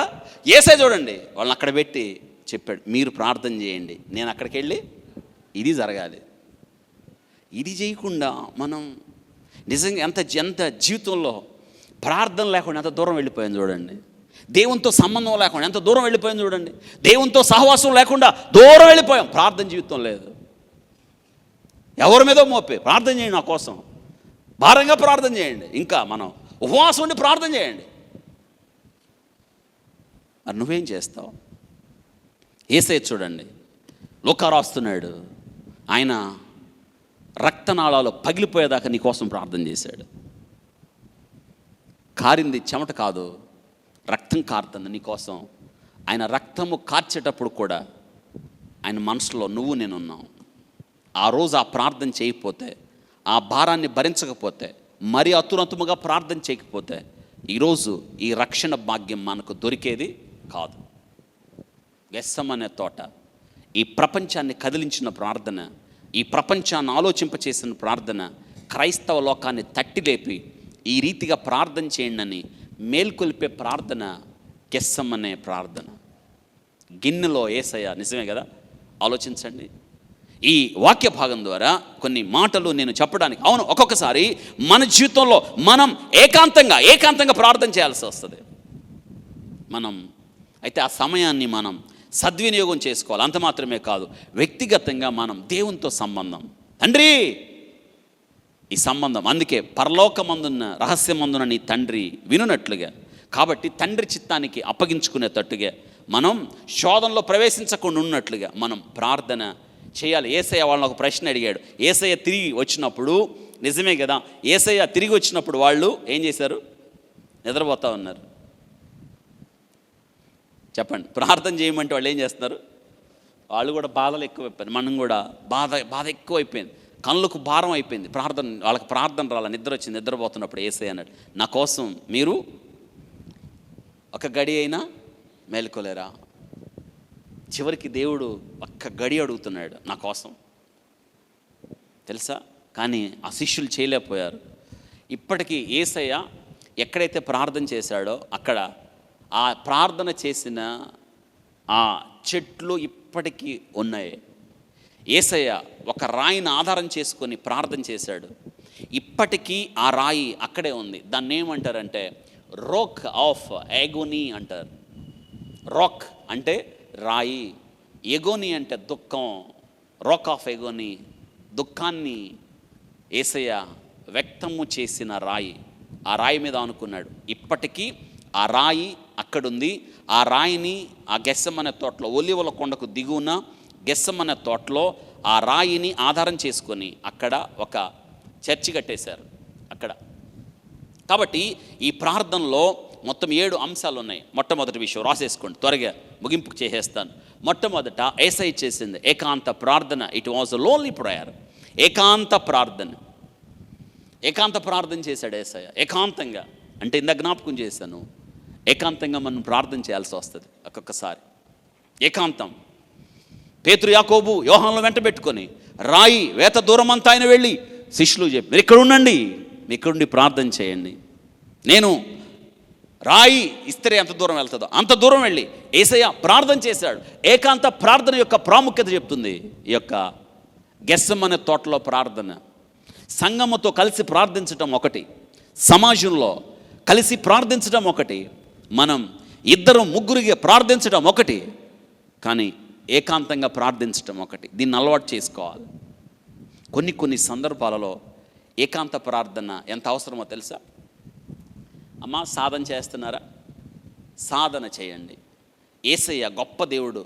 ఆయన మోకరించి మోకాళ్ళుని నేలన పడి అనుంది, మోకాళ్ళుని. అంత గొప్ప దేవుడు ఏకాంత ప్రార్థనకి అంత సమయం వెచ్చించాడే. నిజంగా ఆయన ముందు భయంకరమైన సంఘర్షణ ఉంది. శిలువ శ్రమలు కనిపిస్తున్న వాటిల్ని తట్టుకోవడానికి, నిజమే, ఆ టైంలో మనసు ఎక్కడ నిలకడ ఉంటుందో ఆలోచించండి ప్రార్థన చేయడానికి. అవును, మనం చేయాల్సింది ఏంటో తెలుసా? అటువంటి పరిస్థితుల్లో కూడా, ప్రతికూల పరిస్థితుల్లో కూడా ప్రార్థన చేయటం మానుకోకండి. ప్రార్థన ఆయుధం. జీవితంలో ఏ పరిస్థితులు ఎదురైనా, ఎటువంటి ఒత్తిడికి గురవుతున్న, భావోద్వేగాలు నీకు నిద్ర లేకుండా చేస్తున్నా, సంఘర్షణ నీ మీద ఒత్తిడి కలిగిస్తున్నా, ఒంటరితనం, వేదన, బాధలో ఏం చేయాలో దిక్కు తోచని పరిస్థితుల్లో ఏకాంతంగా ప్రార్థన చేయండి. గెత్సెమనే తోటలో యేసయ్య ఏకాంత ప్రార్థన చేశాడు. రెండో విషయం, వినయ విధేయతలతో చేసిన ప్రార్థన. It was a humble prayer. వినయ విధేయతలతో మార్కు సువార్త 14వ అధ్యాయం 35వ వచనం, ఆయన నేలపై సాగిలపడి ఉంటుంది. చూసారా? మార్కు సువార్త 14వ అధ్యాయం 35వ వచనంలో నేలపై సాగిలపడి సాగిలపడ్డాడు. ఈ అద్వితీయ కుమారుడిగా యేసుక్రీస్తుకి ఎన్ని ఆధిక్యతలు ఉన్నాయి. అసలు ఆయనే దేవుడు. దేవుడు మానవుడిగా ఉన్నప్పుడు ఆయనంట నేలపై సాగిలపడి గుండె పైలిపోతూ ఉంటుంది. అంత గొప్ప దేవుడికి నేలపై సాగిలపడ్డాడు అంటే ఇక్కడ ప్రార్థించే విధానం మన హృదయ స్థితిని తెలుపుతుంది. హృదయం ప్రాముఖ్యం. యేసయ్య ఆలోచించండి, సాష్టాంగపడి సాగిలపడి వినయంతో ప్రార్థన చేశాడు. దీన్ని బట్టి ఏమర్థమైంది? యేసయ్యే మోకరించాడు అని, ఈ మార్కు నేలపై సాగిలపడ్డాడు అని మన ప్రార్థించే స్థితిని జ్ఞాపకం చేస్తుంది. ప్రార్థించే విధానం యేసయ్యకే మోకరించి ప్రార్థన చేయడం, నేలపై సాష్టాంగపడి ప్రార్థన చేయడం అలా అలవాటైందే. మనం ఎలా ప్రార్థన చేస్తున్నాం, మన ప్రార్థించే స్థితిని చెప్తుంది. గెత్సెమనే తోటలో ప్రార్థన. ఎలా ప్రార్థన చేస్తున్నారు చెప్పండి? మీకే తెలుసు, మీ హృదయానికే తెలుసు. మీరు ఎక్కడ ప్రార్థన చేస్తున్నారో, ఎంతసేపు ప్రార్థన చేస్తున్నారో, ఏ రీతిగా ప్రార్థన చేస్తున్నారో. కూర్చొని ప్రార్థన చేస్తారా? కుర్చీ మీద కూర్చొని ప్రార్థన చేస్తారా? మంచం మీద కూర్చొని ప్రార్థన చేస్తారా? మంచం మీద పడుకొని ప్రార్థన చేస్తారా? జాగ్రత్త, ఆలోచించండి. ఇప్పటిదాకా అలాంటి ప్రార్థనలు చేసేవేమో. యేసయ్యకి మోకరించడం అంత అవసరమైనప్పుడు నీకు నాకు ఎంత అవసరం? యేసయ్యకి వాస్తవంగా అవసరం లేదు, కానీ మనకు మాదిరిగా ఉండడానికి ఆయన మీ కొరకు శ్రమపడి తన అడుగుల్లో నడవడానికి మన ఎదుట తన అడుగులు ఉంచి వెళ్ళాడు అని అదే పేతురు భక్తుడు చెప్తున్నాడు. మరి ఆలోచించండి. నేను మోకరించలేకపోతున్నాను అనడానికి అవకాశమే లేదు. నేను పెందల కడనే లేవలేకపోతున్నాను అనేది అవకాశమే కాదు. అలా చెప్పడానికి వీల్లేదు. ఇది నువ్వు చేయాలి. ఎందుకో తెలుసా? నువ్వు ఇక్కడ వాడివి కాదు. ఈ లోక బంధాలతో పెనవేసుకోవడానికి అవకాశం లేదు. భూమి మీద నువ్వు చేసే దేవుని కొరకు ప్రతి కార్యం నీకు సిద్ధపాటును జ్ఞాపకం చేస్తుంది, పరలోకాన్ని చూపిస్తుంది. నువ్వు ఇక్కడ వాడవు కాదని. మనకి ఈ లోకంలో బైబిల్ చదవడం ద్వారా, బైబిల్ గ్రంథంలో ఉన్న ప్రతి అంశాన్ని మన జీవితానికి అన్వయించుకోవడం ద్వారా మనం సిద్ధపాటులో ఉన్నాం. ఈ లోకం మంది కాదు. లోకమునైనను లోకములో ఉన్నవాటినైనను నువ్వు ప్రేమించద్దు. ఇది మంది కాదు.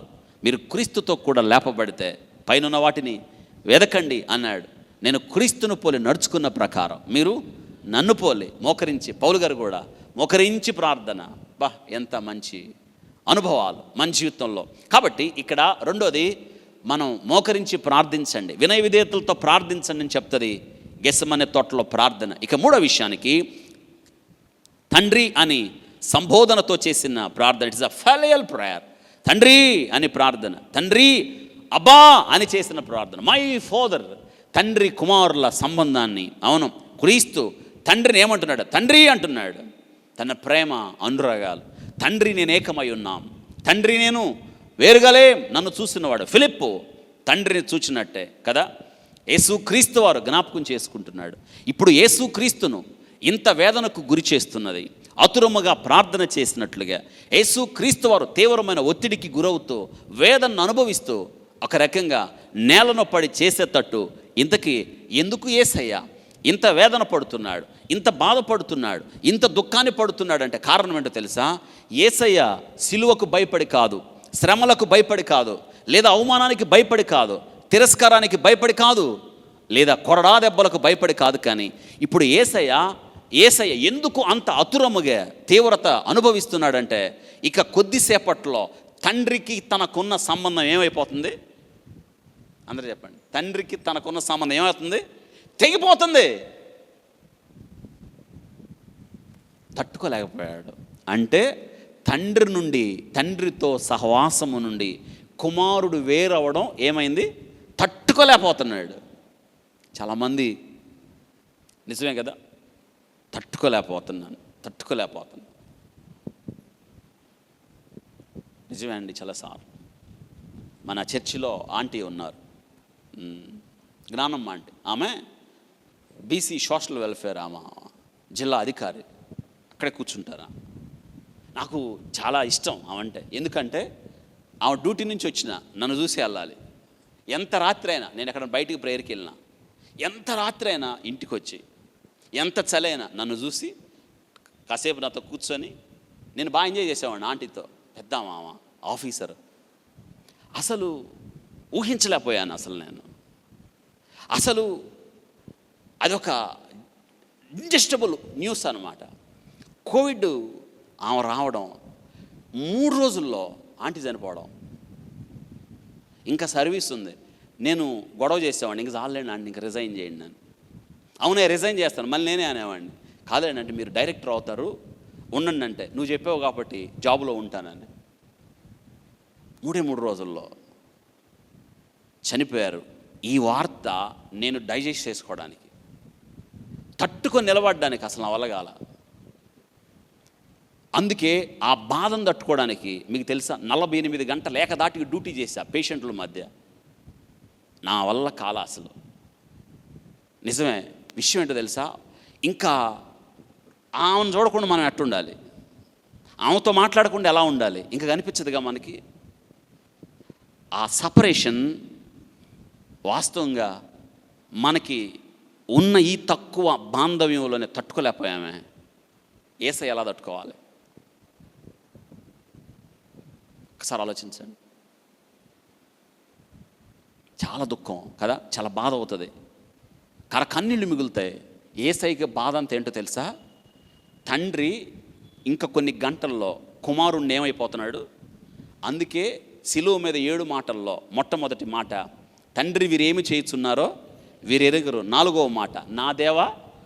అంటే ఇక్కడ కుమారుడిగా లేడు, ఆయన దేవుడుగా ఉన్నాడు. ఇక్కడ గిన్నెను తాగిన పాపిగా కాదు, పాపముగా, మనందరి పక్షముగా ఆయన ఏమయ్యాడు, పాపముగా మారాడు. ఇది తట్టుకోలేకపోయాడు. గిన్నె యేసయ్యని రక్తనాళాలు పగిలేటట్టు చేసింది ఏంటో తెలుసా, శ్రమలు కాదు, యేసయ్య కొరడ దెబ్బలు కాదు, శిలువ మీద ఆయన పొందుతున్న అవమానం కాదు, తండ్రి నుండి వేరైపోవడం. అందుకే తండ్రి ముఖాన్ని చాటు చేసుకోవడం కుమారుడు తట్టుకోలేకపోయాడు. ఆయన్ని భరించలేకుండా చేసింది తండ్రి సన్నిధి నుండి దూరం వెళ్ళడం. పాపమెరుగని ఆయన మన కొరకు పాపముగా చేయబడ్డాడు. ఖడ్గమా కుమారుడి మీద పడు, కాపరి మీద పడు. యేసయ్య ఆ క్షణంలో ఎలా ఉన్నాడంటే, మనందరి పక్షముగా ఆయన వేలాడదీయబడిన నేరస్తులలో ఆయన ఒకడిగా, అక్రమకారుల్లో ఒకడిగా ఎంచబడ్డాడు. యేసయ్య మన కోసం. యెస్సమనే థాట్లో యేసయ్య అనుభవిస్తున్న తీవ్రమైన ఒత్తిడి, సంఘర్షణ, శ్రమలు కాదు. 2 విషయాలు. ఒకటి, తండ్రి నుండి పక్కకి వెళ్ళిపోవడం. అందుకే నా దేవా అన్నాడు. అంటే అక్కడ ఏ సంబంధం రాబోతుంది, ఆయనేమో నా దేవా, ఆయన దేవుడిగా, మనందరి పక్షముగా, పాపముగా చేయబడిన రక్షకుడు. అది తట్టుకోలేకపోయాడు ఆయన. రెండోది, అక్కడ మనకేమి నేర్పిస్తుంది అంటే పాపము యొక్క తీవ్రత, పాపము యొక్క, అందుకే ఇక్కడ తండ్రి అని, ఇక్కడ ఆయన వినయ విధేయతలతో చేసిన ప్రార్థన, తండ్రి అని సంబోధనతో చేసిన ప్రార్థన. కానీ ఇంకా కొద్దిసేపట్లో ఆయన కుమారుడుగా ఉండడు, మనందరి కొరకు ఆయన పాపముగా, పాపిగా కాదు, దేనిగా, పాపముగా, సిన్నర్ కాదు, హీ మేడ్ సిన్, పాపముగా చేయబడ్డాడు. పాపముగా, అది అనమాట. కాబట్టి తండ్రి అని సంబోధన. ఇక 4వ విషయం, అతురముగా చేసిన ప్రార్థన. అతురముగా చేసిన ప్రార్థన. ఏంటి అతురం? అందుకే he was chosen earnest prayer. ఎంత అంటే 22:44 చదువు. ఆయన వేదన పడి మరింత అతురముగా ప్రార్థన చేయగా ఆయన చెమట నేల పడుచున్న గొప్ప రక్త బిందువులు వలె ఆతురం. నిజంగా అందుకే ఆయన మీ కొరకు చింతిస్తున్నాడు, ఆతురపడ్డాడు, వేదన పడ్డాడు, దుఃఖపడ్డాడు. పాపము యొక్క తీవ్రత, పాపము మానవుని నడిపించిన ఆ పరాకాష్ట, పాపం వల్ల మనిషికి సంభవించిన దుర్గతి, మరింత అతురముగా ప్రార్థన, అతురముగా. అందుకే పేతురు భక్తుడు ఇదంతా అనుకుంటున్నాడు. హెబ్రీ పత్రిక 5వ అధ్యాయం 7వ వచనం, శరీరధారి అయి ఉన్న దినాల్లో యేసు ప్రభువారు మహారోదనతోనూ కన్నీళ్లతోనూ తన్ను మరణము నుండి రక్షింపగలిగిన వానికి ప్రార్థనలను యాచనలను సమర్పించి భయభక్తులు కలిగి ఉందని ఆయన అంగీకరించబడిన అతురముగా ప్రార్థన చేశాడు. ఆ ఆతురం ఇంకా ఉంది. నువ్వు తన దగ్గరికి రావాలని, యేసయ్యకి నీ జీవితం ఇవ్వాలని, నీవు ఆయన ప్రేమను గుర్తెరగాలని, అదే ఆసక్తి నీ ఎడల ప్రభు కొనసాగిస్తున్నాడు.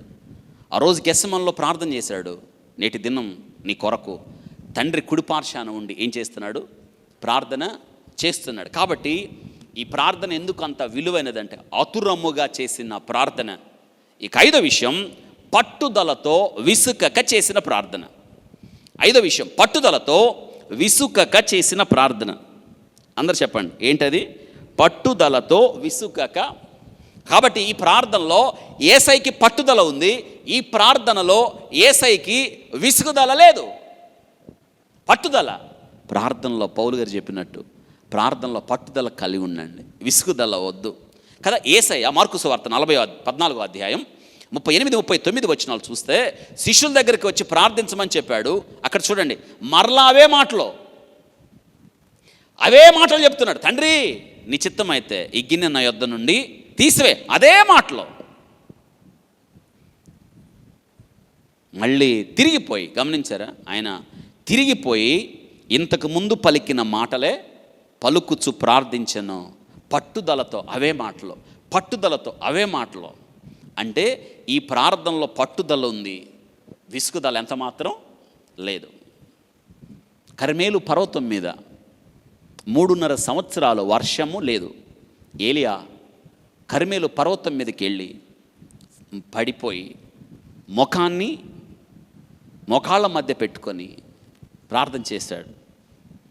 పనివాడిని పిలిచి సముద్రం తట్టు చూడు అన్నాడు. వాడు వచ్చి నాకేం కనిపించట్లేదు అన్నాడు. మళ్ళీ చూడు అన్నాడు. మళ్ళీ ప్రార్థన చేశాడు. మళ్ళీ చూడు అన్నాడు. ఏం కనిపించట్లేదు అన్నాడు. మళ్ళీ ప్రార్థన చేశాడు ఏలియా.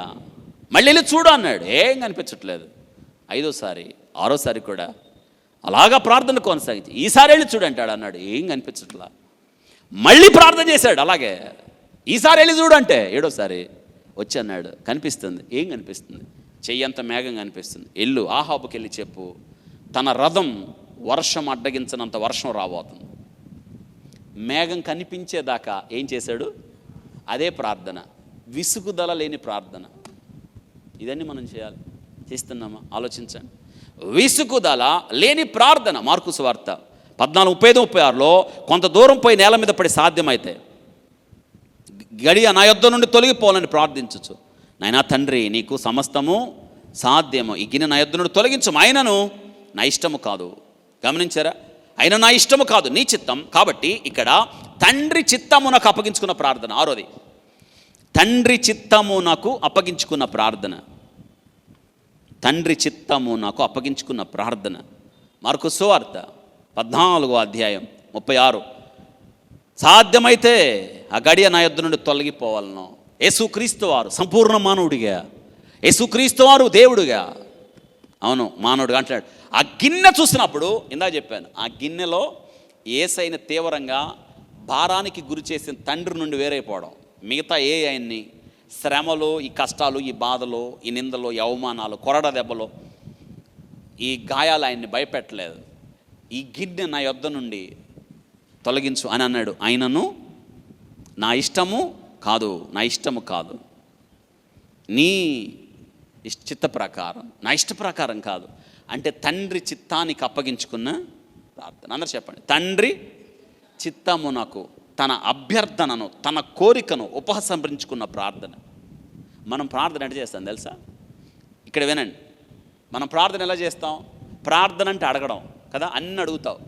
ఏమేమి అడుగుతావు చెప్పండి? ఏమేమి అడుగుతావు చెప్పండి? ఏమేమి అడుగుతాం?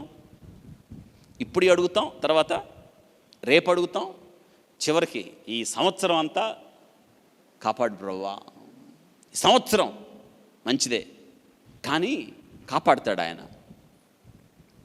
ఏమా వింటున్నారా? ఓ పాస్టర్ దగ్గరికి వాక్యం విని క్షమాపణ కోరుకోండి. రే, ఇక్కడ ఉన్న వాళ్ళు క్షమాపణ కోరుకోండి. ఎవరైతే తప్పులు చేశారో, దొంగతనాలు చేసిన వాళ్ళు మొత్తం, ఇక మీ పాపాలు చేసిన వాళ్ళంతా రండి ఒప్పుకోండి అంటే అందరూ లైన్లో వచ్చి ఒప్పుకుంటున్నారు. అందులో చిన్న దొంగలు కూడా ఉన్నారు. అందులో వచ్చి ఒప్పుకున్నాడు. అయ్యా, నేను దొంగను ఒప్పుకుంటున్నాను, ఇక నుంచి నేను దొంగతనాలు చెయ్యను. ఏం చేశావు? పక్కింటి వాళ్ళవి నేను వస్తువులు తెచ్చి దొంగిలించాను, ఇదిగో వీడితో కలిసి. వీడు చేశాడు దొంగతనాలు. వాడిని పిలిచి, అయ్యా నన్ను క్షమించు, నువ్వేం చేసావురా? ప్రార్థన చేయి నా కోసం. ఏం చేసావు చెప్పు. పక్కింటోళ్ళ నుంచి 2 బియ్యం బస్తాలు తెచ్చేసాను అన్నాడంట.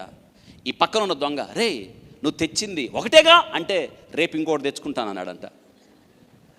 అంటే రేపు తెచ్చేదానికి కొరకు ఈరోజు ఏంటి? అందరూ చెప్పండి. అంటే ప్రభువా, రేపు కూడా ఒక తప్పు చేయబోతున్నాను, రేపు కూడా దొంగతనం నేను చేయబోతున్నాను, కాబట్టి రేపుడు తెచ్చే బియ్యం బస్తా కొరకు ఈరోజే క్షమాపణ.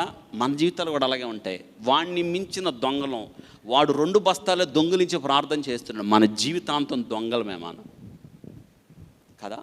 అవును, ఈ దినాన తండ్రి చిత్తము నాకు అప్పగించుకున్న నిజమైన ప్రార్థన ఏంటో తెలుసా? మనం ఏం చేయాలో దేవుణ్ణి అడగడం. మనం ప్రార్థన అంటే ఒక పేపర్ మీద రాసుకుంటాం, ప్రభువా నాకు అది కావాలి, ఇది కావాలి, నా బిడ్డలకు వచ్చే ప్రభువా, నేను ఇలా అనుకుంటున్నాను, ఇలా మీరు ప్రార్థన చేయొచ్చు, మంచిదే, అడగచ్చు, తప్పు లేదు. అయితే దానిలో నీ చిత్తం అయితే అని జోడించాలి.